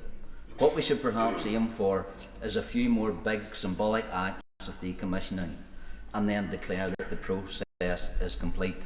Madam Deputy Speaker, that advisor was a certain Jonathan Powell, now the National Security Advisor. So will the Prime Minister give assurances that should the government be given such a role, that it won't be as lax? Prime Minister. Well, I think the work on decommissioning Northern Ireland was really important, and that's the basis upon which we put forward our offer to stand ready with others to work on decommissioning in relation to the Middle East. Olivia Blake. Thank you, Madam Deputy Speaker. I want to associate myself with the Prime Minister's condemnation of the horrific anti-Semitic terrorist attack on the Heaton Park Synagogue and, of course, the arson attack in Peacehaven. The Prime Minister emphasised the UK's commitment to humanitarian support, and we all know that whilst there's a ceasefire, which we all welcome, the humanitarian crisis is still very much ongoing. So can I ask the Prime Minister to confirm what extra monitoring and new mechanisms and assurances he is seeking in order to make sure that parties on the ground are able to get the essential aid to every single person who needs it within Gaza? Prime Minister. Well, I thank her for that. We are having those conversations about the practical measures that can be taken on the ground with others, particularly the Jordanians, in terms of the physical arrangements that they think need to be in place to allow the aid in and then dissipated at pace. And that's a project we're working on tirelessly at the moment. Greg Stafford. Thank you, Madam Deputy Speaker, and I associate myself with the warm and welcome news that this ceasefire has happened, and I hope it moves to a lasting peace. What assurances has the Prime Minister received from neighbouring partners, specifically Egypt, and what specific actions will he take, firstly to ensure that humanitarian aid can reach Gaza, but secondly that it is only humanitarian aid that reaches Gaza and that weapons, personnel and materials that could aid terrorists do not enter Gaza? Prime Minister. Well, he makes a really good point, and the basis upon which we're having our discussions is that it must be humanitarian aid, and it must be humanitarian in the sense it genuinely is for that purpose, and that it's getting to the people who most need it. That does come down to the nuts and bolts of the practical arrangements on the ground with some of the neighbouring countries, and they're the discussions that we're having. Claire Hanna. I don't think anybody could fail to be moved by the scenes yesterday of hostages finally being reunited with their families and Gazans being able to contemplate days and nights without hunger and without bombardment. I would love to be able to celebrate and to believe as they are doing, and they should be given the space to do. But like many, I am anxious because we know that a ceasefire is not the same as a lasting peace. Can the Prime Minister assure my constituents that the UK Government will continue to pursue accountability for past crimes, for building and rebuilding to be done with survivors and not over the top of them, and to ensure that there will continue to be justice for those facing aggression in the West Bank every day? Minister. Let me be clear, in the rebuilding that must go on, there has to be the bringing together of communities, but also the necessary accountability and justice for a full rebuilding towards a lasting settlement. Monica Harding. Madam Deputy Speaker, I welcome the Prime Minister's commitment to flood Gaza with aid. The UN estimates that $4 billion is needed this year to address the humanitarian crisis in Gaza, and just 28% of this money has been pledged. The UK's contribution to humanitarian relief this year will only total $116 million. So with the entire population of Gaza in need of some form of humanitarian assistance, does the Prime Minister believe that the UK's contribution to Gaza's relief is adequate? We have made a significant contribution. As we go forward, we're looking at public and private commitments to the reconstruction project that needs to take place. Not just the aid, but the rebuilding as well is a huge challenge facing us all, and we will rise to that with others. Rachel Hopkins. Thank you, Madam Deputy Speaker, and I welcome the Prime Minister's statement, and I hugely welcome the ceasefire and the initial Gaza peace plan, including the release of hostages and prisoners, stopping of the bombardment of Gaza and the start of aid to trickle in. But peace is fragile. So can the Prime Minister reassure the House of this government's long-term commitment to working with international partners to support the rebuilding of Gaza, physically and politically, to ensure a lasting peace and a pathway to Palestinian statehood? Prime Minister. Yes, I can give her that important assurance. I thank her for her question. Danny Kruger. Indeed, Madam Deputy Speaker, this ceasefire is tremendous news, and my sincere congratulations to everybody who was involved in bringing it about, whoever they were, including the British government. I was in Israel last week, and on the day that the ceasefire was announced, I visited the Nova festival site, and I spoke to civilians and soldiers on the Gaza border. And the Israelis I spoke to were deeply dismayed that the British government had decided to recognise the state of Palestine before Hamas had released its hostages, let alone disarmed. Does the Prime Minister understand why Israel cannot tolerate the idea of a state on its border that poses a security risk to its citizens? And will he undertake not to move forward to support the establishment of a Palestinian state until there is more than the promise, there is actually the reality of security for Israel? Minister. The terms upon which we recognise Palestine, in which all the countries did recently, was on the express acknowledgement that Hamas can play no part in the government. That is at the heart of the New York Declaration as well, and is absolutely part of the 20-point plan. And I think it's really important that we assert that and reassert it. That's been the constant position of this government, and my personal position, so I can give him that reassurance. Peter Swallow. Thank you, Madam Deputy Speaker. Can I warmly welcome the Prime Minister's statement, particularly his commitment to seeking a lasting, long-term peace in the region, because Israel will not be secure, the Palestinian people will not be free until we break this endless cycle of violence. But turning to the immediate situation on the ground, the Gazans still face a man-made famine. So I really welcome the flooding in of aid that the Prime Minister has talked about in his statement. But could you just say a little bit more about the timescale for that and how soon we can start to see that aid getting in and having an effect on the ground? Prime Minister. We need it to go in today, tomorrow and the coming days. We cannot delay on that front, and that is amongst the most essential tasks that lay ahead, particularly in relation to the man-made famine. Lee Dillon. Thank you, Madam Deputy Speaker. Can I add my support for the ceasefire yesterday and the first tentative steps on the journey to peace?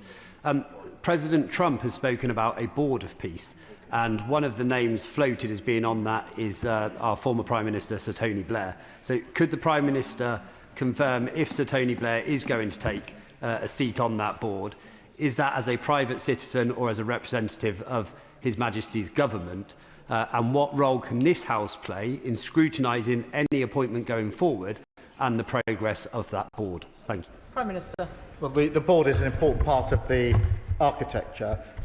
It's for others to decide what the membership of that board will be, but I can give the commitment that we will report to the House on any developments in that regard. Josh Fentington. Thank you, Madam Deputy Speaker. It's a huge relief to all of us that the hostages are sleeping at home with their families where they belong after 2 years of unimaginable horror.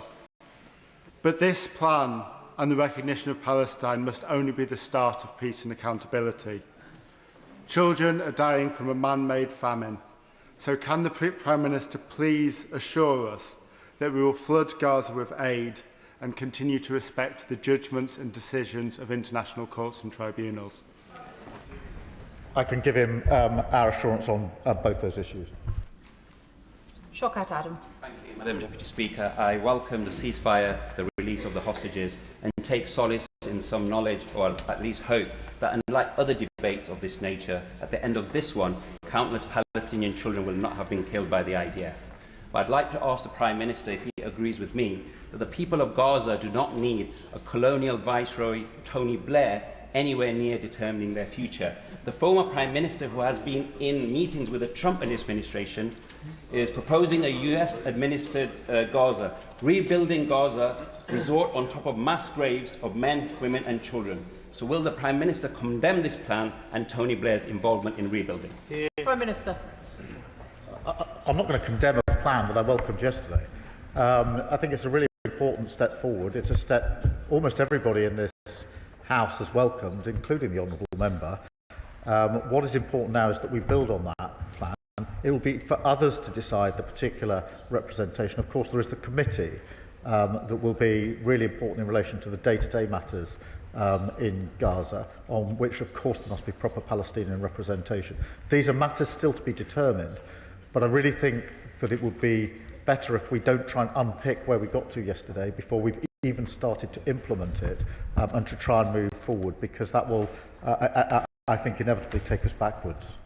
Laura Kirk-Smith. Thank you, Madam Deputy Speaker. We know that humanitarian aid saves lives, rebuilds lives and plays that crucial stabilising role. I thank the Prime Minister for his emphasis on getting aid into Gaza, and it has been heartening to hear from UN agencies who are now crossing the border for the first time since March, getting in vital supplies like cooking gas and medicines. But I know some NGOs, including British NGOs, are still struggling to get the permissions they need to be able to operate. So can I ask the Prime Minister what more he will do to ensure that these immediate humanitarian relief efforts become a sustained, scaled-up part of Gaza's recovery, and that our British NGOs can also play their full part? Minister. Well, I thank you for raising this important point, and can reassure that is an issue we're raising with partners for all the reasons she set out. Clive Jones. Very much, Madam Deputy Speaker. As the Prime Minister and President Trump get along, does the Prime Minister think that he can secure the support of President Trump to get genuine progress towards securing a two-state solution, the only path to ensuring peace, security and dignity for both Israelis and Palestinians? Prime Minister. Well, look, I certainly agree it's the only path, and we are, of course, talking to our allies about it, including our American allies, in the way that he would expect, as trusted, respected partners, trying to address one of the most intractable problems in recent history, and will continue to do so. Kirsten Sullivan. Thank you, Madam Deputy Speaker. And like others, I welcome the ceasefire and the return of hostages to their families, but that is very much tempered by the loss of thousands of lives these past 2 years, loved ones that are never going to be able to return home. Elected representatives, humanitarian organisations and individuals across the world, including our constituents, have given voice to the plight of the people of Gaza these past 2 years. So can he tell me what efforts will be made to ensure the people of Gaza will be safe and free to shape the future of Gaza, and for their voices to be heard in the months and years to come? Well, can I thank her for reminding us that, however welcome the news, it is tempered by the loss over the last 2 years in Gaza and in Israel, and that it is essential that the voices are heard of those that are most affected by this and are part of the rebuild that is now necessary. Jim Allister. I gladly join in the tributes of appreciation to all, including President Trump, who made the long-awaited release of the hostages a reality yesterday. But could I press the Prime Minister on the issue of the disarming of Hamas? For the Prime Minister, is that wholly non-negotiable? How is it to be delivered? And if it is not delivered in totality, where does that leave this nation, having recognised a Palestine which then would have a continuing presence of an armed and controlling Hamas? Minister. Well, it must be non-negotiable, and that's why it's written into the 20-point plan, which is why we are now putting ourselves forward to play a part in the decommissioning, because it's only by decommissioning that we can ensure that the threat from Hamas is removed, and that's why it's in the plan. That's why we want to play our full part, and we'll do everything we can with other allies to bring that about. Lizzie Collins. Thank you, Madam Deputy Speaker. I thank the Prime Minister for his statement and, of course, welcome an end to the killing in Gaza. And I would like to ask the Prime Minister what guarantees are in place to ensure that humanitarian aid can now reach Gaza without interruption, and that this aid will be independent of the whim of the Israeli government or any other actor on the ground. Well, we're doing all we can to ensure that that is the case, because it's important for all the reasons that she well understands. That now involves the practical measures, working with other countries to ensure the aid can get in at speed, at volume. It is beginning to go in, but it's by no means in the right volume or speed, even now after the agreement, and that's what we need to focus on. Iqbal Mohammed. Thank you, Madam Deputy Speaker. I would like to associate myself with the tributes paid to Lord Campbell from across the House, and to thank the Prime Minister for his statement. I also welcome the release of all hostages and the several hundred Palestinian detainees as well. But we must remember that there are over 10,000 captives, some prisoners but many without charge, that are still held in Israeli prisons, and I hope the government will work towards the release of the innocents that are being held. The rebuilding and the interim and final governance of Gaza must be Palestinian-led, not by Western actors. The Palestinians have suffered over 2 years of a relentless genocide and decades of Israeli siege, occupation, military violence and oppression. I totally agree with the position that Hamas must not have any role to play in any future governance of Palestine. However, and there's no excuse for what happened on October the 7th, but one of the root causes that's preventing a two-state solution from becoming reality is the unlawful occupation of Israel. Can the honourable gentleman please get to his question? Thank you. So will the Prime Minister confirm to this House when the government will be in full compliance with the ICJ advisory opinion on not doing anything that helps perpetuate the unlawful occupation? We will come back to the House on that. We proudly uphold international law. Douglas McAllister. Thank you, Madam Deputy Speaker. The Prime Minister's urgent statement on the Middle East also included a celebration of our newly formed relationship and trade deal with India. Did the Prime Minister's discussions with PM Modi last week also include raising the case of my West Dunbartonshire constituent Jagtar Singh Johal? And if so, did he insist upon his immediate release and return home to his family in Dumbarton? He is 8 years arbitrarily detained in India. Enough is enough. Prime Minister, it's time to bring him home. Well, can I thank him for his question and his work on this? And yes, I did raise it with Prime Minister Modi, and UK officials regularly raise this case. And the Foreign Secretary will be meeting Jagtar's family in coming weeks, and we'll keep the honourable member updated. Jim Shannon. Thank you, Madam Deputy Speaker. We welcome the news very much that there is a ceasefire and that those hostages have finally been returned home after 2 long years in unimaginable conditions. Smiles on the faces of family members is a joy to behold.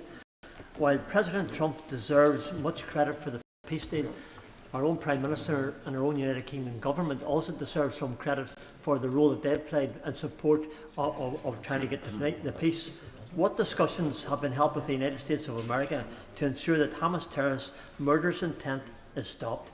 Hamas have been systematically murdering all those who have stood up against them and since the ceasefire took place.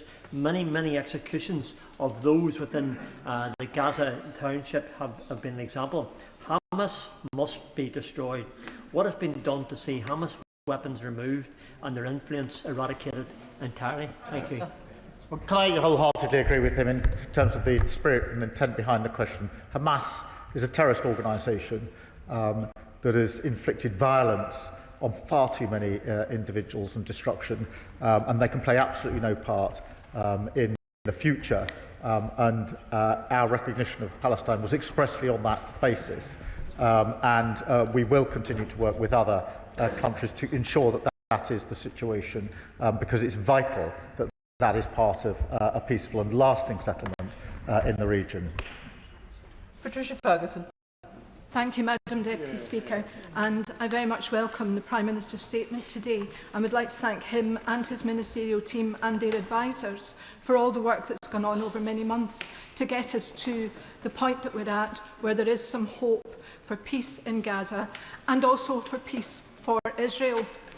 But in this process, as we go forward and as we try to build peace, can he ensure that the voices of women, so often excluded from such processes, are heard and that women are at the table when decisions are being made? Well, she makes a very good point, and we must ensure that women are a part of the future build here, and we will ensure that we do so. Sarah Smith. Thank you, Madam Deputy Speaker. I welcome yesterday's ceasefire agreement and the Prime Minister's statement today, and just want to recognise the leadership that he and his ministers have shown on this issue so tirelessly for such a long time. Now, we know sustaining the peace is dependent on humanitarian services scaling up rapidly in Gaza, and many NGOs are currently struggling with Israel's kind of restrictive and politicised new registration measures, leaving many in limbo and unable to work alongside UN agencies to scale up those services. What is the Prime Minister doing to ensure that we address this, tackle it, and make sure the needs of Palestinians are met as quickly as possible? Minister. Well, she raised a really important issue in relation to some of the hurdles and barriers that are put in the way of those wanting to deliver aid, and we are working with others to scale up the volume and speed with which aid can get in. Can I thank the Prime Minister for his statement this afternoon? There will be a couple of moments whilst the front benches swap over and we do some furniture removal.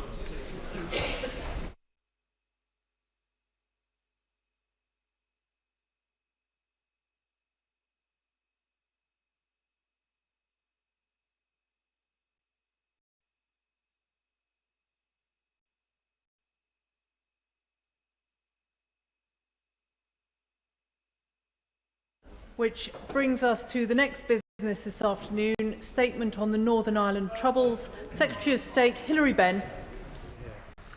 With permission, Madam Deputy Speaker, I would like to make a statement on the legacy of the Troubles, which still hangs heavily over the lives of so many people in Northern Ireland and indeed across the United Kingdom. The Good Friday Agreement, that extraordinary act of political courage, brought peace. But although its architects knew that legacy would have to be dealt with, they were not able to do so. This is, therefore, the unfinished business of that agreement, and why so many, too many, victims and survivors are still waiting for answers about what exactly happened to those they loved so much. The previous government's Legacy Act failed to win support in Northern Ireland, failed to comply with our international human rights obligations, and was undeliverable. Whatever its intentions, it was no basis for trying to move forward. And that is why, Madam Deputy Speaker, the government is today introducing new primary legislation and laying a draft remedial order under the Human Rights Act as we seek to fulfil our King's Speech commitment to repeal and replace the Legacy Act. Madam Deputy Speaker, this legislation will give effect to the framework that I announced with the Irish Government on the 19th of September, which reflects the principles of the Stormont House Agreement and contains sovereign commitments by both the UK and Irish governments. The new Troubles Bill will reform the Independent Commission, to be renamed the Legacy Commission, with statutory oversight to provide accountability and confidence, and learning from Operation Canova, a statutory victims and survivors advisory group. Significantly strengthen the governance of the Commission with 2 co-directors of investigations, statutory conflict of interest duties, and appointments made only following independent advice.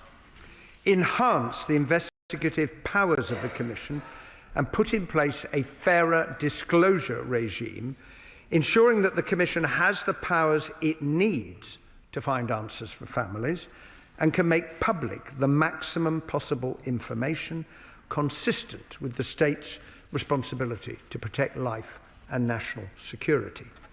The bill will also fulfil the commitment we have made to restore the small number of troubles-related inquests which were stopped in their tracks by the Legacy Act and refer the other inquests that had not yet commenced to the Solicitor General to independently consider whether in each case they are most appropriately dealt with by the reformed Legacy Commission or via the coronial system.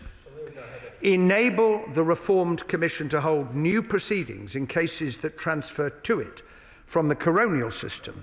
Consistent with the provisions in the Inquiries Act, this will provide for public hearings, the consideration of sensitive information in closed hearings, and effective next of kin participation, including through legal representation.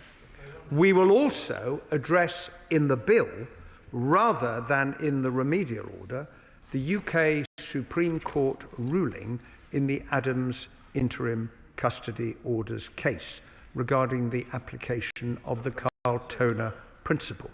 We must put beyond doubt Parliament's intention by clarifying that the relevant legislation allowed such orders to be made by junior ministers as well as by the Secretary of State. Madam Deputy Speaker, we owe a huge debt of gratitude to the 250,000 Northern Ireland veterans who served with honour and distinction to keep people safe and who worked with the police and other emergency services in the most difficult circumstances imaginable. Their service and their sacrifice will never be forgotten. That is why, having worked closely with the Defence Secretary and the Armed Forces Minister, the Government is introducing strong safeguards for veterans that respond directly to the concerns that have been expressed to us. These safeguards will also apply to other people, such as former police officers.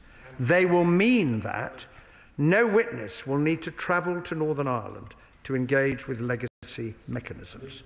They will have a right to do so remotely because coroners and judges in the Commission will be legally required to allow this, and support for veterans will be available to assist them in doing so. The Commission will be under a duty not to duplicate the work of previous investigations unless there are compelling reasons that make it essential to do so.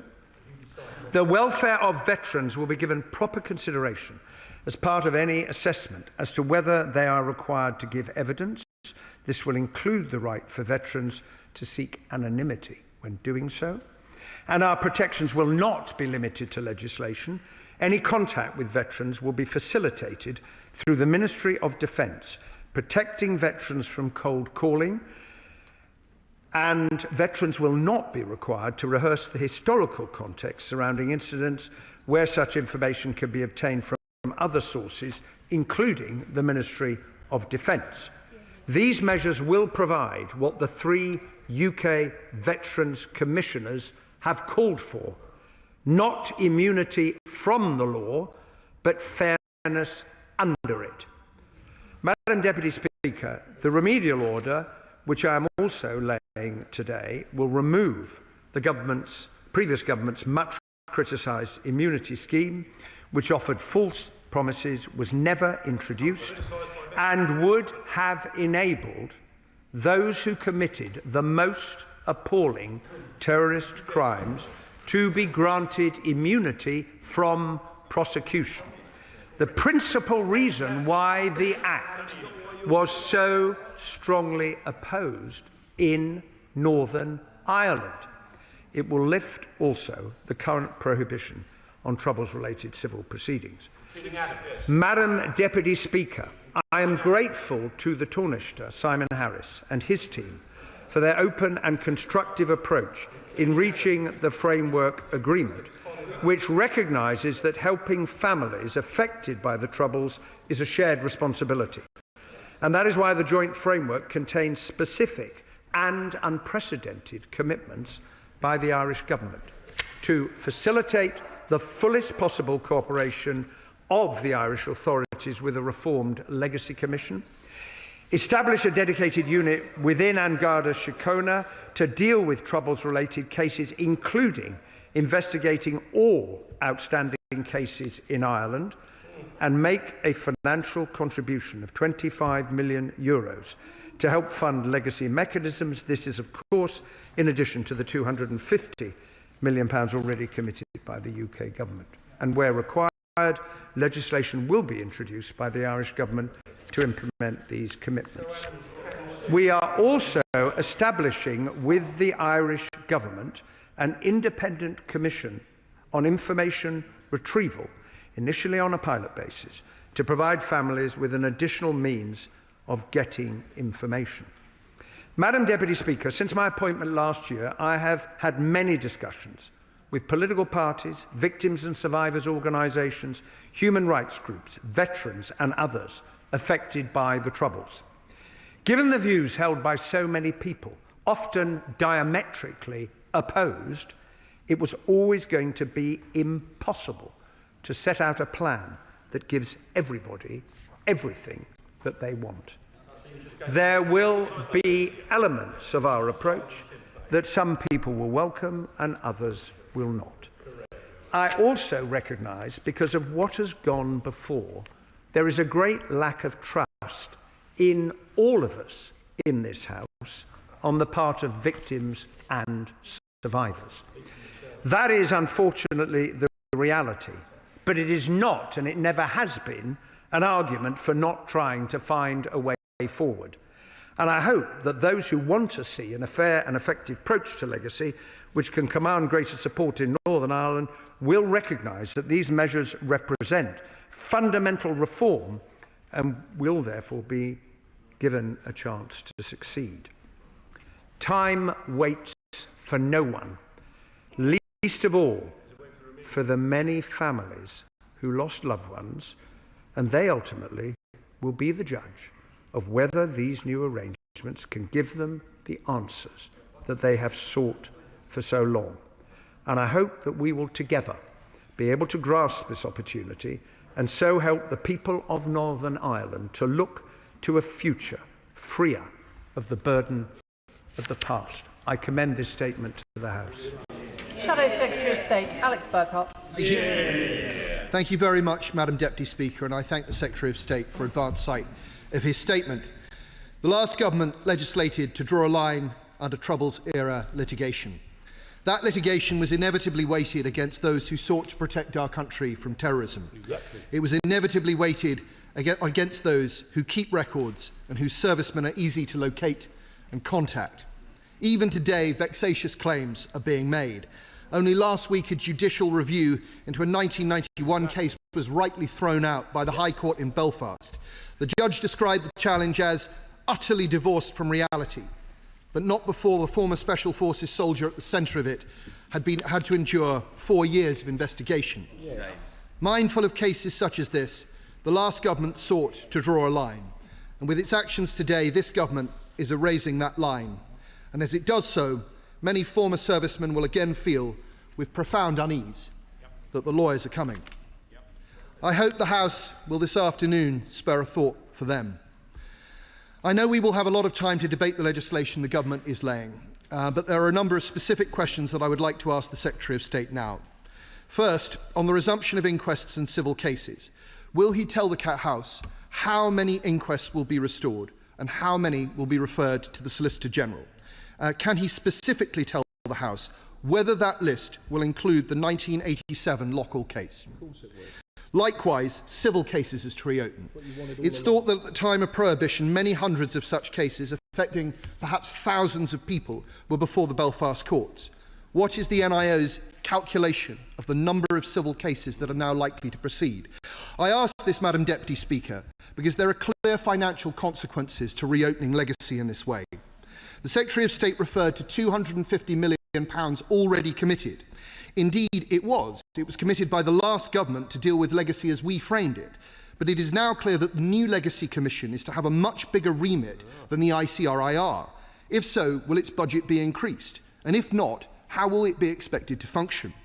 Similarly, the police service in Northern Ireland has raised very serious concerns about the amount of money they will need to support reopened inquests and civil cases. Policy Exchange has placed this cost on the police as around £90 million at a time when police numbers in Northern Ireland are at an all-time low.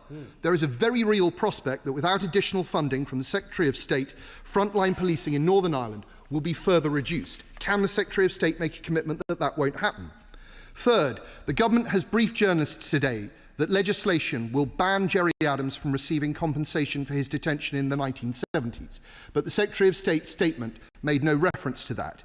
Can he tell the House unequivocally that Mr Adams will not receive 1 penny of compensation? Fourth, the Secretary of State listed a number of protections for veterans in court, but it's already the case that anonymity, age-related considerations and remote hearings are available at the discretion of the court.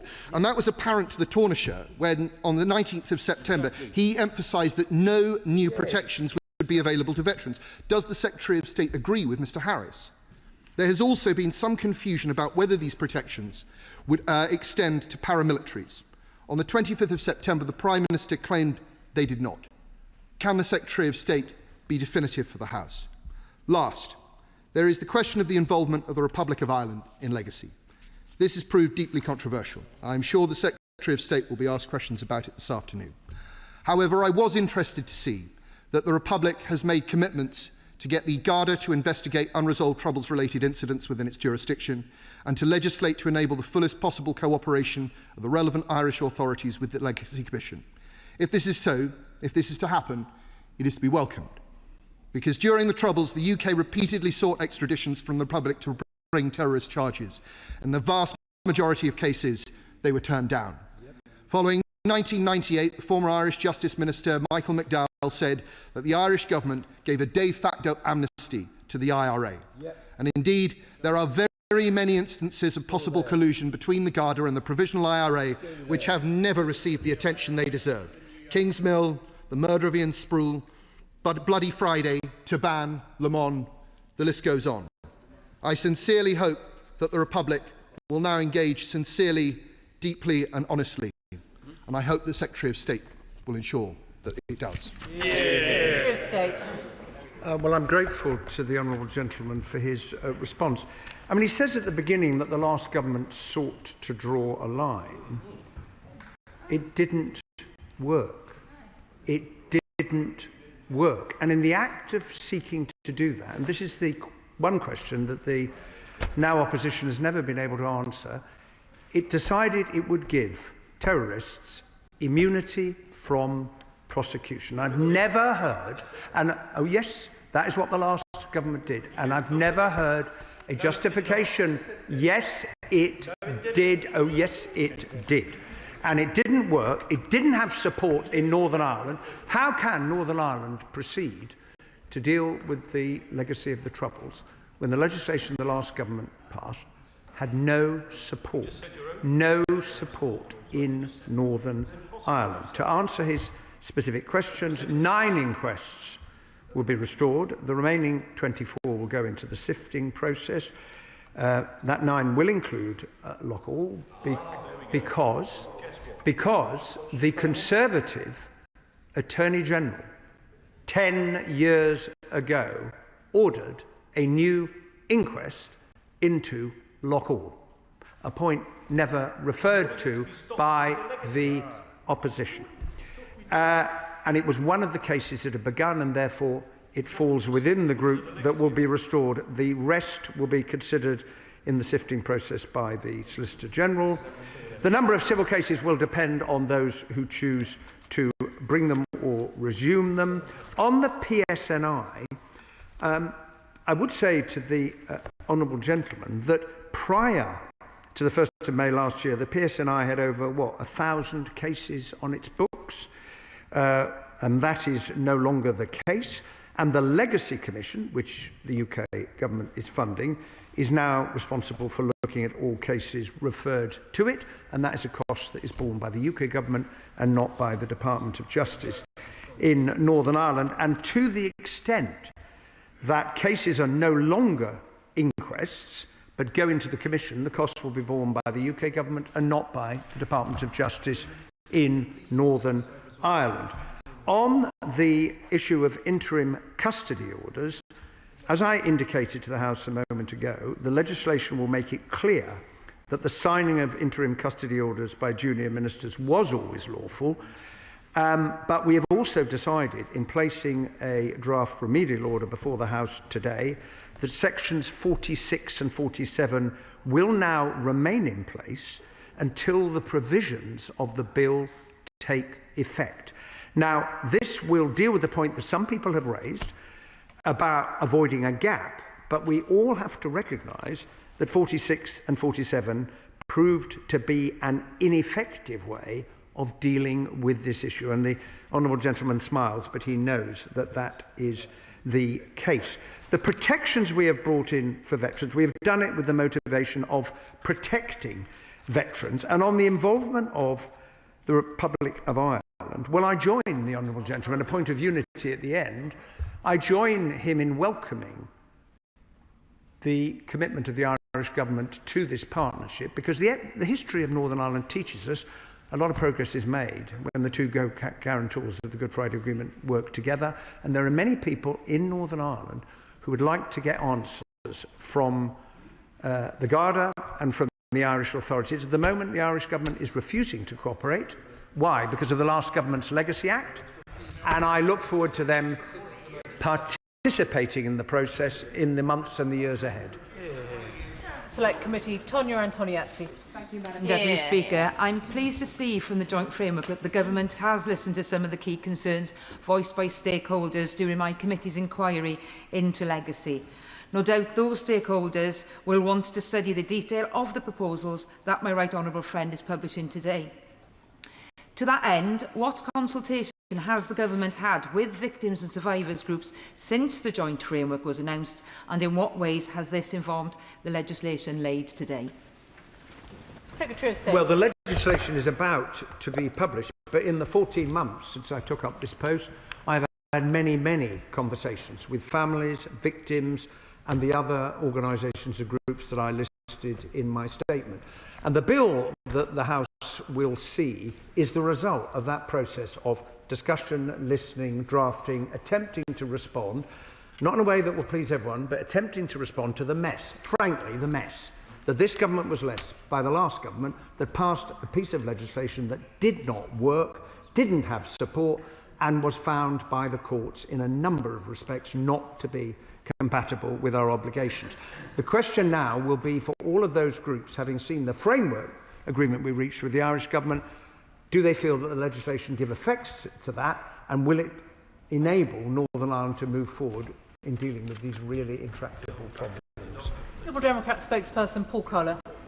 Thank you, Madam Deputy Speaker. I thank the Secretary of State in advance for so advanced sight of his statement. As this is my first statement as the Liberal Democrat spokesperson for Northern Ireland, I want to begin by recognising the deep scars left by the troubles on families, communities across the island of Ireland and these islands. The pain, loss and legacy of that conflict remain deeply felt to this day. Whilst the Liberal Democrats welcome the recent agreement between the British and Irish governments, the true test of this deal will lie in the detail of the legislation that follows. The government's stated intention to promote an honest attempt at reconciliation, to draw a line under decades of division, is one that every member of this House can understand. Victims' families deserve truth, justice and closure. Equally, our veterans deserve and must be afforded fairness and protection from injustice. As the Secretary of State has said, the Legacy Act introduced by the Conservatives failed to gain the support of any of the parties in Stormont, victims' groups or the Irish government. This lack of consensus speaks volumes, but not loud enough, it would seem, for His Majesty's official opposition. I look forward to examining the contents of this new bill in detail, proposing constructive amendments. My party will engage fully with the government, as lasting reconciliation depends upon transparency, fairness and independent oversight. That means an effective information retrieval body with statutory disclosure powers, meaningful participation for victims and safeguards to uphold both justice and compassion for veterans and victims alike. May I therefore ask the Secretary of State 3 questions? First, how will this bill ensure reconciliation is not imposed from above, but built from the ground up? Secondly, based on the many meetings my party has had with veterans and their representatives, what specific safeguards will the government include to ensure fairness, proportionality and proper protections for those who serve with integrity?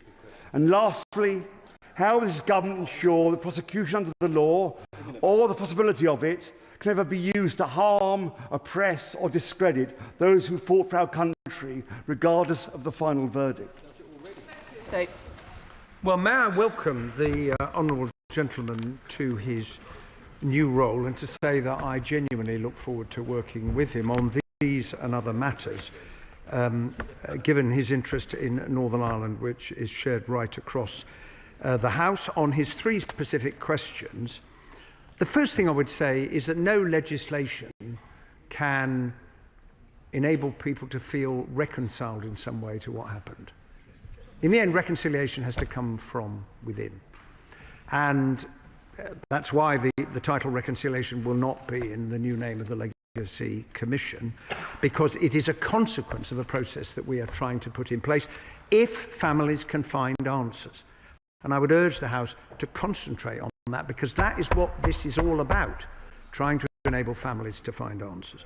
Secondly, the safeguards, I did draw attention to them in my opening statement, and he will be able to see when the bill is published later today how they're given legal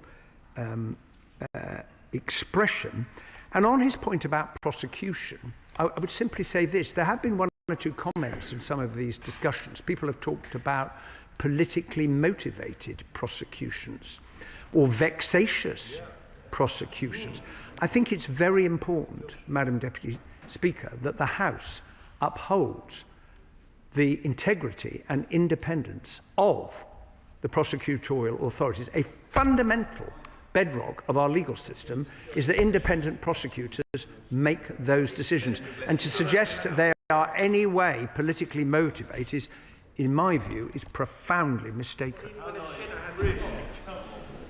Fleur Anderson. Thank you, Madam Deputy Speaker. I'd like to pay tribute to the Secretary of State and to the Secretary of Defence and the Armed Forces Minister for working so hard to achieve this new phase of the peace settlement in Northern Ireland. As we celebrate peace starting in the Middle East, this is a reminder of how long it takes to build peace and how important justice is for peace. Does he agree with me that by shutting down investigations, including the deaths of more than 200 Operation Banner soldiers, without an adequate alternative, the unlawful Legacy Act failed so many families and victims of the Troubles, and the mess had to be undone? Well, first of all, could I thank my honourable friend for her question, but above all to thank her for her great service in the Northern Ireland office. It was a real pleasure to work with her, and she did so much during her time working in the department. I do agree with her, because those service families, they want to find answers. And I met some time ago the family of Tony Harrison, who served and was murdered in Belfast, and his mother and his brother told me how outraged they were by the Legacy Act, because it proposed that those who had killed their son could get immunity from prosecution. And that is why it is so important that we put that misguided approach on one side, so that all families, service families and other families, can find answers. Sir Julian Smith. Madam Deputy Speaker, it's worth remembering that most victims are not in a group. They're not in the media. They're not taking action. They just want to know what happened to their loved ones. And as we debate this during the next period, I hope we can all collectively remember that. Investigations are key to delivering to those families. But can I ask him a couple of specific questions on sex offenders who were combatants? There's some concern that there'll be protection of those combatants who may have been involved in rapes and other sexual activity, and if you could look at that as the bill protects, to make sure that victims are able to talk as much as and have the protection as well as those ex-combatants. And what thought has he given to a change of government in the south? Should Sinn Féin take power, and delivery of the Irish contribution and commitments in that scenario? Well, I am grateful as ever to the right honourable gentleman for his wise words, and would once again want to pay tribute to the distinguished role he played in trying to move some of these and many other questions in Northern Ireland forward during his time as the Secretary of State. On the latter point, it is not for me to speculate on what is going to happen as a result of the decisions of the Irish electorate. The current coalition government has given a commitment. These were two governments coming together, each making sovereign commitments, promising to carry them out in their own jurisdictions. I think it is a hugely significant moment, because you have to go back 11 years to the last time the last government was able to reach agreement with the Irish government in the form of the Stormont House Agreement. On the first question, when he sees the bill, he will see that we are making some changes to allow some other matters to be investigated, because I am conscious of the point that he has raised. Katrina Murray. Thank you, Madam Deputy Speaker, and I welcome the statement and the progress made by the Government and that of the Republic of both this Government and that of the Republic of Ireland. As my honourable friend from Gower said, as a Northern Ireland Affairs Select Committee, we've heard of the heartbreak of many of those who lost loved ones over the course of the Troubles, and regardless of the background of those loved ones, they deserve answers.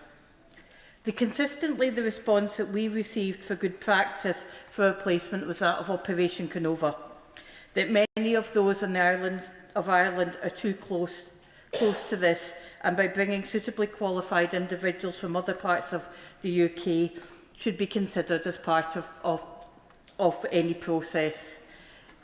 Has this been? Can I ask the Secretary of State if this has been considered as in the new bill? Well, I would make 2 points to my honourable friend. The first is that, as I alluded to, we have drawn from the experience of Operation Canova in saying that part of the bill will create a statutory victims and survivors advisory group to ensure that the Commission, in the way it goes about its work, takes account of victims and survivors, and that will include a representative of those who served the state during the Troubles. On the second point, one thing that we are doing is to put much tougher statutory provisions in place relating to conflicts of interest, which is why there are going to be two directors of investigation. One will have experience of investigating cases in Northern Ireland, the other will not. And that will address concern that some families have had about who is going to be looking into their case. And we should not forget, despite the nearly 100 cases that the Commission is currently investigating, and I welcome that, there are far too many families in Northern Ireland who said, I'm not going anywhere near the Commission. And part of the purpose of what we're seeking to do is to build confidence on the part of more families in Northern Ireland to go to the Commission and get answers. Gavin Robinson.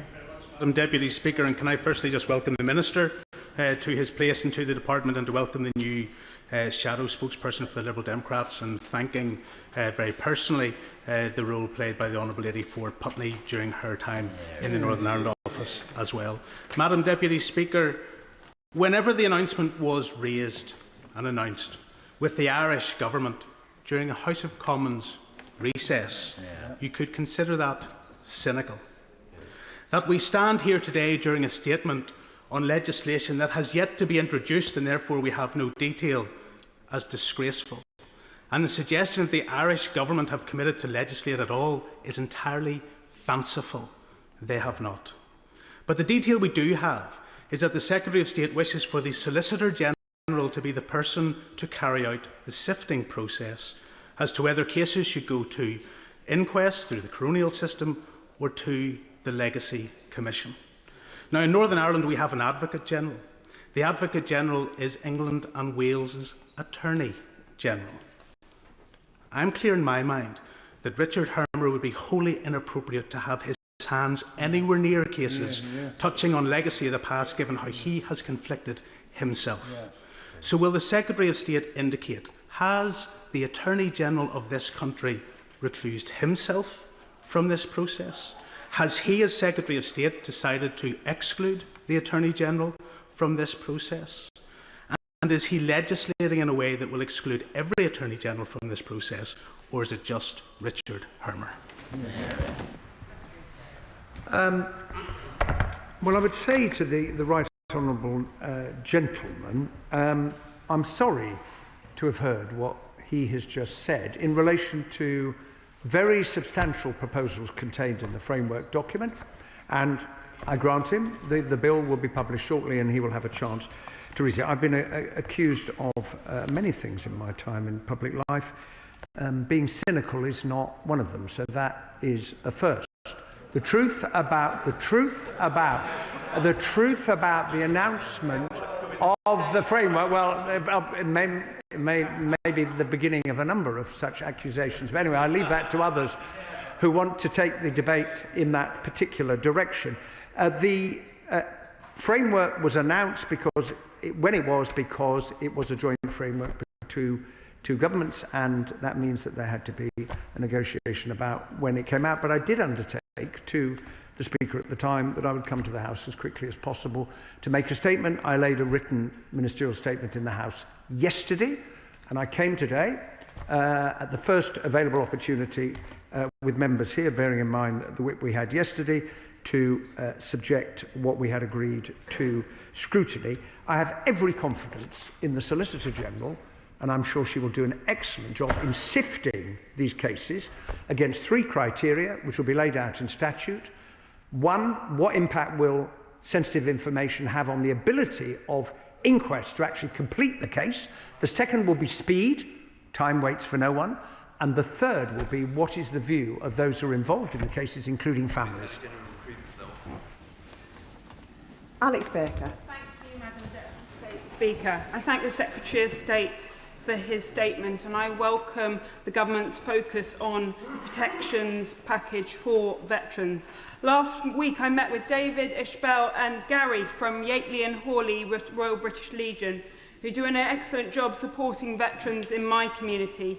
We discussed the new veterans protection package announced by the government, including the protections against repeated investigations. Many veterans from my constituency served courageously for our nation in very, very difficult conditions, and they asked me to raise a number of questions on behalf of veterans who served in Northern Ireland. Can the Minister set out how the government will ensure that these protections are absolutely watertight in practice, so that veterans are not subjected to repeated distressing investigations in old age? And what steps are being taken with the Irish Government and other partners to ensure that accountability and justice are applied consistently and fairly on all sides?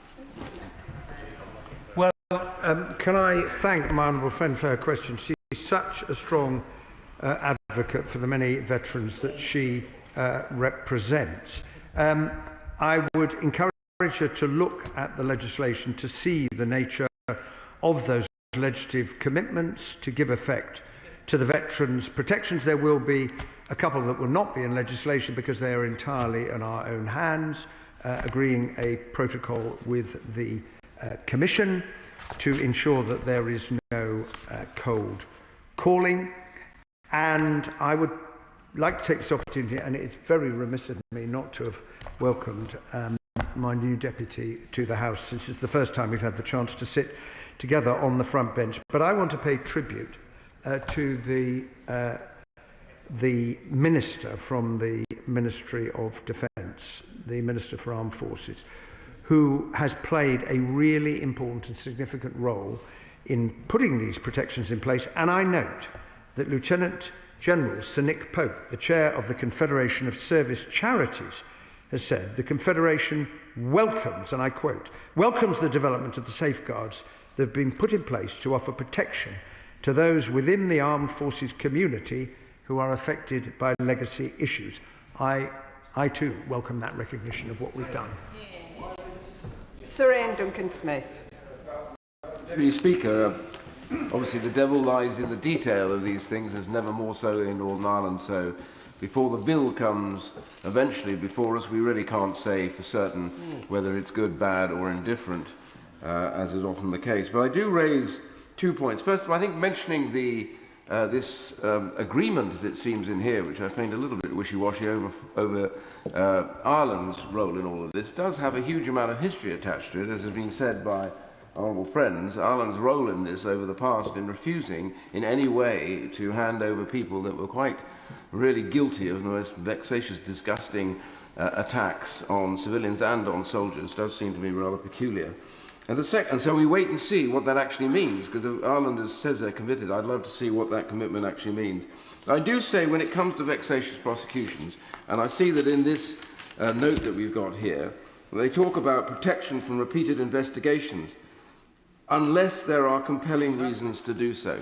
My concern with things like that, they are little hooks that allow development through legislation and not actually powerful tools to do what the right honourable gentleman says. And so I would urge him right now to be very clear when this legislation comes forward that this cannot be broken through, and the definition of compelling needs to be tied right down. Well, I note the point that the right honourable gentleman makes about the past, and I'm not going to dissent from what he said, but this is an attempt to move beyond the past and the history, to try and move forward to something that is better in the future. And look, in the end, people will judge the commitments that this government has made, and people will judge the commitments that the Irish government has made. But the deal has been signed in good faith, and we are committed to doing what we promised to do. The purpose of the Commission, which after all the last government established, and which I took the decision not to abolish, but to reform. Many people criticised that. They wanted it scrapped completely and start again. I thought that it would have been a mistake, because time waits for no one, and we'd have wasted all the money and stopped the investigations that are taking place, which are really important to the families. Every single investigation is important to every single family, because it's about the death of their loved one. And we will debate at, I'm sure, length in the House the specifics of the legislation. The state has a duty, of course, to properly investigate cases where the state has been involved in a death. The right honourable gentleman is well aware of that, and it's a duty that all of us should uphold. Claire Hannah. Firstly, can I thank the Minister and his team for their work on this package, including the member for Putney, who was so well regarded by everybody who came across her in Northern Ireland. Can I thank officials in the Department of Foreign Affairs in Dublin for the same, because that partnership is vital to moving forward, and the SDLP acknowledges the progress in this package if it is faithfully captured in the legislation. And when we push for more and better, please know that that comes from a sincere and long-held determination to get this right for families, for survivors and for our society as a whole. Despite some voices to the contrary, including recently, I don't believe that most people do believe that any murder in Northern Ireland was justified or inevitable or useful or worthy of cover-up, and perpetuating those narratives is an enormous challenge for the present and for the future as well. But does the Secretary of State agree with me that all of the work invested by families and campaigners and by his officials will be worth nothing if those who created victims, whether Republican or Loyalist paramilitaries or state forces who assisted them, do not approach this with full transparency and disclosure, and put honesty and the needs of victims over the needs of their own narratives? Well, my honourable friend gives me the opportunity to pay tribute to my extraordinary officials, some of whom are here with us today, who have, it's been the privilege of my life to work with them on all of this. And I know that my honourable friend will hold us to the highest standards, and I accept what she says in the spirit in which it's offered. As I indicated to the House earlier, I want there to be the maximum provision of information to families, but we also have to acknowledge that all governments, any government, has responsibilities for the security of the state and to protect life, and this government will uphold both. Dr Al Pinkerton. Thank you, Madam Deputy Speaker, and can I welcome the Minister to his place, and can I also welcome my honourable friend to his new place, and to, frankly, the best job that somebody could have in opposition. I have spent the summer speaking to veterans groups who I've been speaking to about that vital commitment that they need to feel, that the process of prosecution does not become persecution. And whilst many of those veterans recognise that they went to Northern Ireland in order to restore the rule of law, and that they think that they should be subject to the laws of this land, they nonetheless remain incredibly anxious about the possibility that the process of persecution becomes persecution. Can I ask the Secretary of State, has he had the official backing of any veterans group for the approach that he has taken?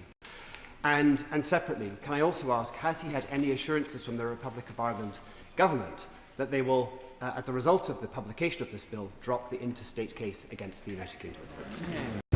Well, I'm grateful to the honourable gentleman, and can I thank him for the role he played when he was leading for the Liberal Democrats on Northern Ireland. The truth is that with the passage of time, the possibility of prosecutions becomes increasingly remote. We all know that to be the case. Most of the families I have met, most, not all, have said, I know no one's going to be held to account through a judicial process, but I just want to know what happened. That's what I want. And it causes such pain and grief that answer cannot be provided. It really is difficult. And as far as the Irish government is concerned, I believe that they will honour the promises that they have made, because this is a significant moment, this partnership with the Irish government, because in moving from non-cooperation to cooperation, it will open up the possibility of more information coming to families. And look, on the interstate case, that is a matter for the Irish government, but I'm very clear of one thing. The last Legacy Act created circumstances in which the law that was passed was not compatible with our international obligations, and that is the basis of the interstate case. The legislation I'm bringing before the House will fix that, will deal with it. And in those circumstances, there is no basis, in my view, for the interstate case any longer. Graham Downey. Thank you very much, Madam Deputy Speaker. And can I thank the Secretary of State for his statement today, and in particular for his focus on answers. And it is answers that people want. As someone who lost a friend in Tim Parry when he was murdered by IRA in 1993, I know exactly how important it is for families and everyone who knows victims to get the answers they deserve. And I think the agreement today really is vital in getting that process moving again to get victims and their families the answers that they deserve. Can I ask him to go into a little bit more detail about how he's going to continue that work with families and the victims as this process goes forward, both during the process of the legislation and afterwards, to make sure that answers remains at the absolute heart of what this government's trying to achieve? Well, I'm very grateful to my honourable friend for what he has just said. I spoke yesterday to the Victims Commissioner in Northern Ireland on the day that the framework was published on the 19th of September. The Taoiseach and I met the Victims and Survivors Forum in Northern Ireland, explained what the framework was seeking to do, and I made a commitment to the Victims Commissioner yesterday that I will come back to meet the Victims and Survivors Forum once they've had a chance to look at the legislation to find out what they think. Simon Hall. Thank you, Madam Deputy Speaker. In the interest of trying to solve this issue, I wish the Secretary of State well and hope that he will bring forward the bill and deal with its progress in a spirit of compromise and cooperation between the parties to try to find the best landing spot possible. He mentioned earlier good faith, and that is a precious resource which is often very short in supply when it comes to this issue. Could he, because I think it would be helpful, work vigorously with the Irish government for them to work at speed and pace to ascertain what, if any, legislative measures they require to make good on what it is they have committed to, and as best as possible to work those two legislations in lockstep in order to give confidence to both sides who have concerns when it comes to good faith, or rather the absence of it? Well, can I thank the honourable gentleman for what he said, and I hope he will know that I will do anything and everything I can to try and find a way forward in partnership with as many members of the House as possible, because this question has for a long period of time been subject to the bipartisanship that is in the main characterised relations between the parties in the House on matters to do with Northern Ireland.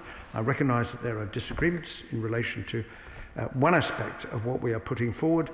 Doesn't mean we can't work together on the others. I do take his point about the importance of seeing the legislation that is required in Ireland in order to give effect to this, and I was standing next to the Taoiseach when he made it quite clear, to give an example, that the commitment to enable witnesses to give evidence to the Omagh public inquiry, he said we will legislate to deal with that so that it's in place before the hearings resume in March, and that seems to me to be a very important example of good faith. Colm Eastwood. I suppose the Secretary of State will forgive some of us for being cautious before we are ready to believe that the government will, and the state and any paramilitary organisation will give over the information that's required. In fact, right now, there are families across the road in the Supreme Court in legal dispute with the government because the government is withholding information from them. We know there's a pattern in this. When it comes to inquests, will he look again at the sifting process, and will he put family views, and will we give family views primacy when it comes to deciding which cases will have an inquest? And will he drop his proposal? Will he drop his proposal to give himself the power to appoint judges in that inquisitorial mechanism? Because a very important principle of the independence of the judiciary needs to be held up. Well, on the subject of inquests, there will be 3 statutory tests that the Solicitor General will have to apply. And I've just indicated in answer to an earlier question what they are. Family views will be one of the considerations. But if inquests can't proceed because of sensitive information, well, wouldn't it be more sensible to put it into the Commission, which can deal with sensitive information because it has provision for closed hearings? No doubt my honourable friend will make the point about appointment processes when we come to discuss the bill. I would, however, just point out, and it's also relevant to the point that's been made from the opposition benches, the agreement on the information retrieval mechanism. This was something that the previous Conservative government negotiated with the Irish government and formed part of the Stormont House Agreement. What is the purpose of it? The purpose of it is to enable those who have information to pass it to the body, which can then pass it to the families, and that information will be a protected disclosure, which is not the same as immunity. It will be a protected disclosure. That system has worked very well in recovering quite a number of the remains of those who were abducted, tortured, murdered and buried by the IRA through the ICLVR, and I hope that that is a step forward in going back to what was agreed at Stormont House by the last government, and the Irish government and the political parties, well, not all of them, will be welcome on all sides. Sorcha Eastwood. Thank you, Madam Deputy Speaker. Secretary of State, you refer to this as unfinished business, and in the last statement we heard about the successes of the peace process in Northern Ireland. I was 12 years old when the Good Friday Agreement was signed. I now stand here 40 years of age as the MP for Lagan Valley, and my constituents deserve truth and justice as much as anybody else. We've heard a lot today about veterans, and my family were part of that cohort, and they proudly served, along with many others. They do not want an amnesty. They do not want immunity. They do not want equivocation with terrorists, which was proposed by the outgoing government. We hear about people in Northern Ireland that were in the wrong place at the wrong time whenever they died. They were not. It was the terrorists that were in the wrong place, doing the wrong work. We must send out a clear signal, no matter what our political opinion, that terrorism was wrong in the past and it is wrong now. Can you give me your guarantee that you will discuss this with the Northern Ireland Executive and my ministerial colleagues to make sure that those families who so rightfully deserve truth and justice actually have the resource to be able to get it. Well, may I say to the honourable member, I agree with every single word that she expressed so powerfully and so forcefully, and I would encourage those who've been chuntering from a sedentary position during the course of these exchanges to reflect on the point that you made about there are many people who say we don't want immunity. We don't want immunity, and we certainly object to it being given to those who committed the most appalling crimes. And voices in Northern Ireland really do need to be listened to, which is why it's the failure to do that, including in the last Legacy Act, why I made the point that there's a terrible lack of trust on the part of politicians over a long period of time. I'm not going to make a party point. There is a terrible lack of trust in politicians because they've seen attempts before and they haven't worked. We've got to try and make this work, and I've already begun the process of talking to her colleagues in the Northern Ireland Executive. Joe White. Thank you, Madam Deputy Speaker. Following my colleague's last question, I'd like to say that the Tories' immunity system would have meant immunity for the perpetrators of terrorist crimes across the UK. And our domestic courts have determined this. Does the Minister agree that this government has no choice but to rectify the situation? Well, I agree with my honourable friend. She makes the point extremely forcefully. It didn't work. It was never deliverable. There never was immunity. It was a false promise made to veterans who were badly let down and badly served by the last government. And whoever won the election last year would have had to deal with this mess that we have inherited. And that is what we are seeking to do. Sir David Davies. In March of this year, it was widely reported the Secretary of State gave his word to Mairead Kelly, the sister of IRA murderer Patrick Kelly, that there would be an inquest on the Loughall incident. Is this remedial order a fulfilment of that promise? Because if so, it means 30 years on, the government is dragging veterans into court over an operation that stopped 8 heavily armed IRA murderers. Men who had already killed, men who were on their way to kill again, and with weapons that have been used in 40 previous murders. Let's be clear. By stopping this attack, those soldiers prevented the murder of many more innocent Northern Ireland citizens. So what justice is served by punishing those brave soldiers with a stressful and unnecessary process? The Liberal who spoke earlier described it as a persecution, punishing them for doing nothing more than their duty. Is this really what the Secretary of State intends?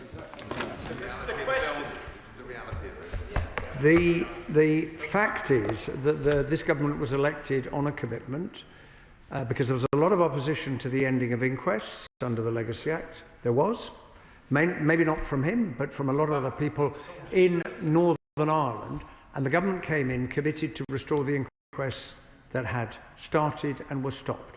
And the reason that I said what I said is because Loughall, as I've already indicated to the Shadow Secretary of State, is one of those 9 cases. It is for the independent coronial system to take a decision about that. But one of the factors, of course, that coroners have to take into account is how they're going to deal with any sensitive information that is provided.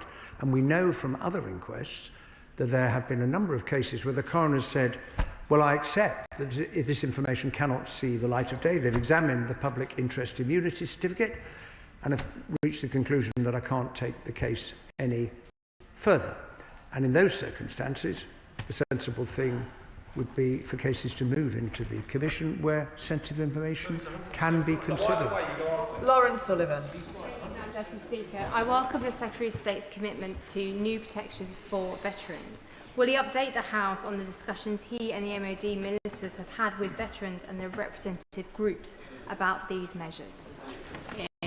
Well, we have had many such discussions my honourable and gallant friend and myself and the Defence Secretary.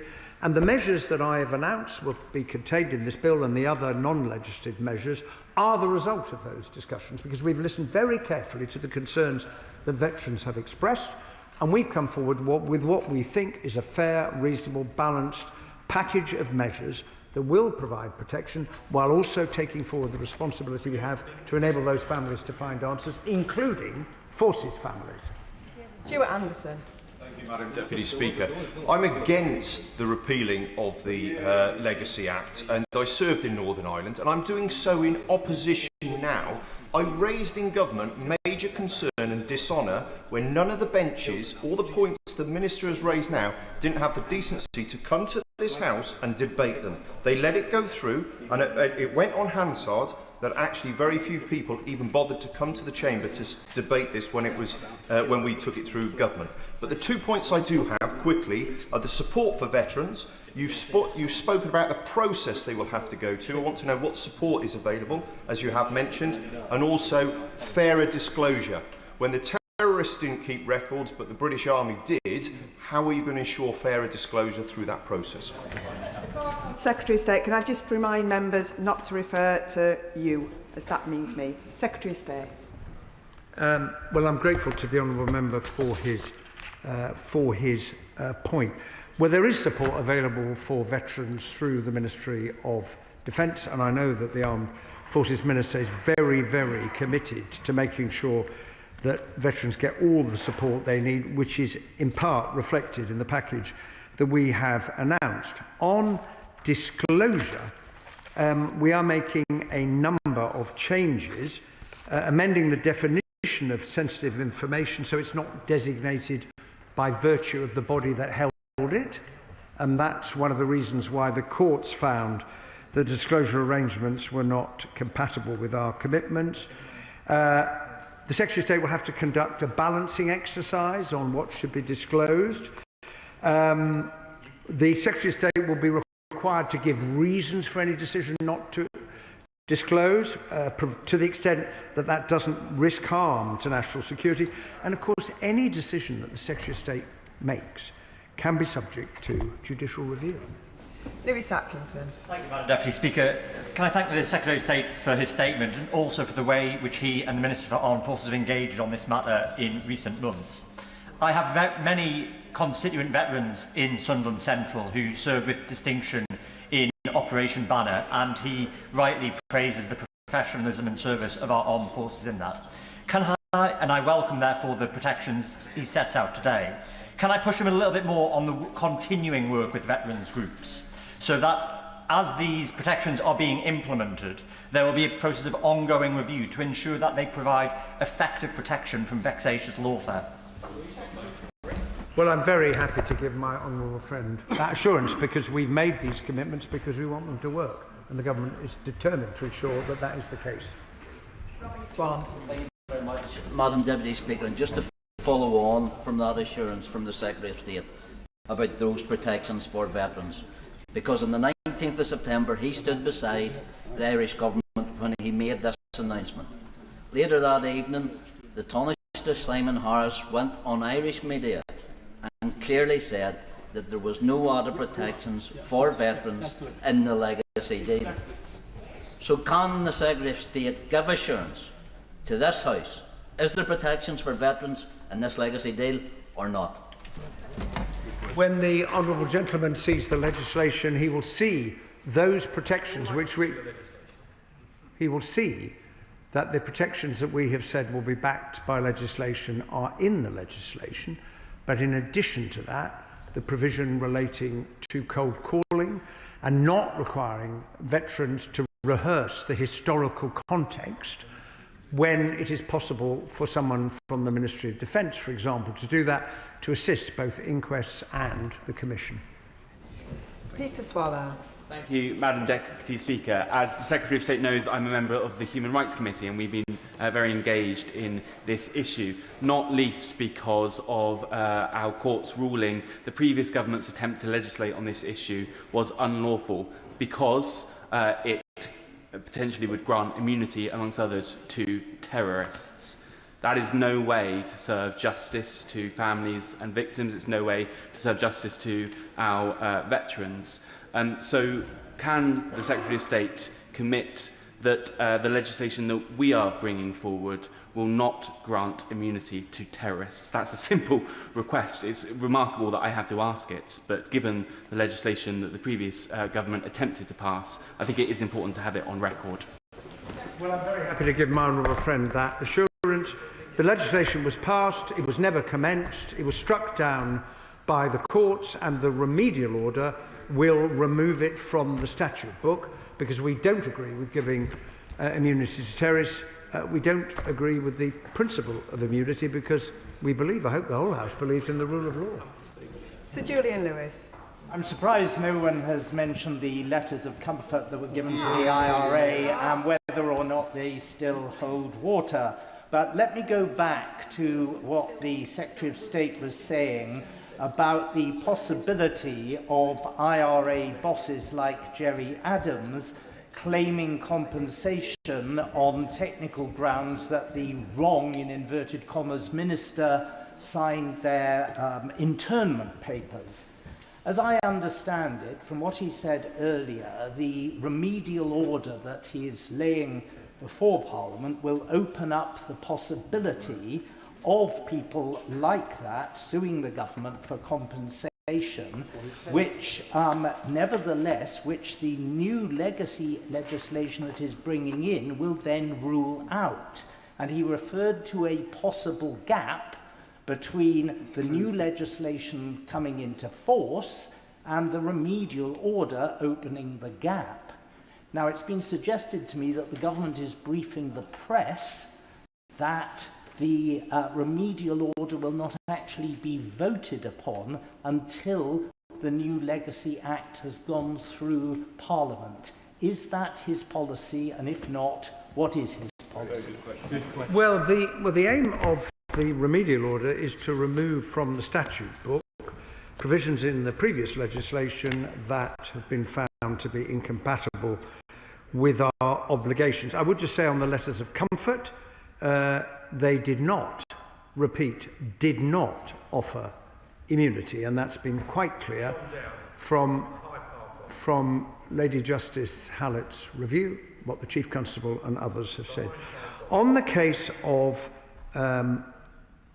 the interim custody orders, if I could just reassure the right honourable gentleman, the Supreme Court judgment was in 2020. The last government didn't know what to do about that. It was not a judgment the government expected. Didn't know how to try and deal with the question of potential compensation. In the end, two members of the other house put forward what are now sections 46 and 47. They were voted upon, but they were then subsequently found to be ineffective in achieving the objective when the court said they're incompatible. But what I've just told the House is that the new draft remedial order will not remove them from the statute book. So 46 and 47 will remain in place until such time as the new legislation I am introducing takes effect. Now, it's a flimsy defence because it's already been found by the courts to be ineffective, but it will remain in place, and it shows that I have listened to the representations that were made about 46 and 47 and its place in the remedial order. I'm now going to deal with the problem by legislation in the way I set it out. Jim Allister. Scores, if not hundreds, of people in Northern Ireland lost their lives because of the safe base and the haven that the Republic of Ireland offered their IRA murderers. That was where they had their arms dumps, that was where they had their training camps, and that was where they returned to for sanctuary, safe in the knowledge that extradition would invariably be refused.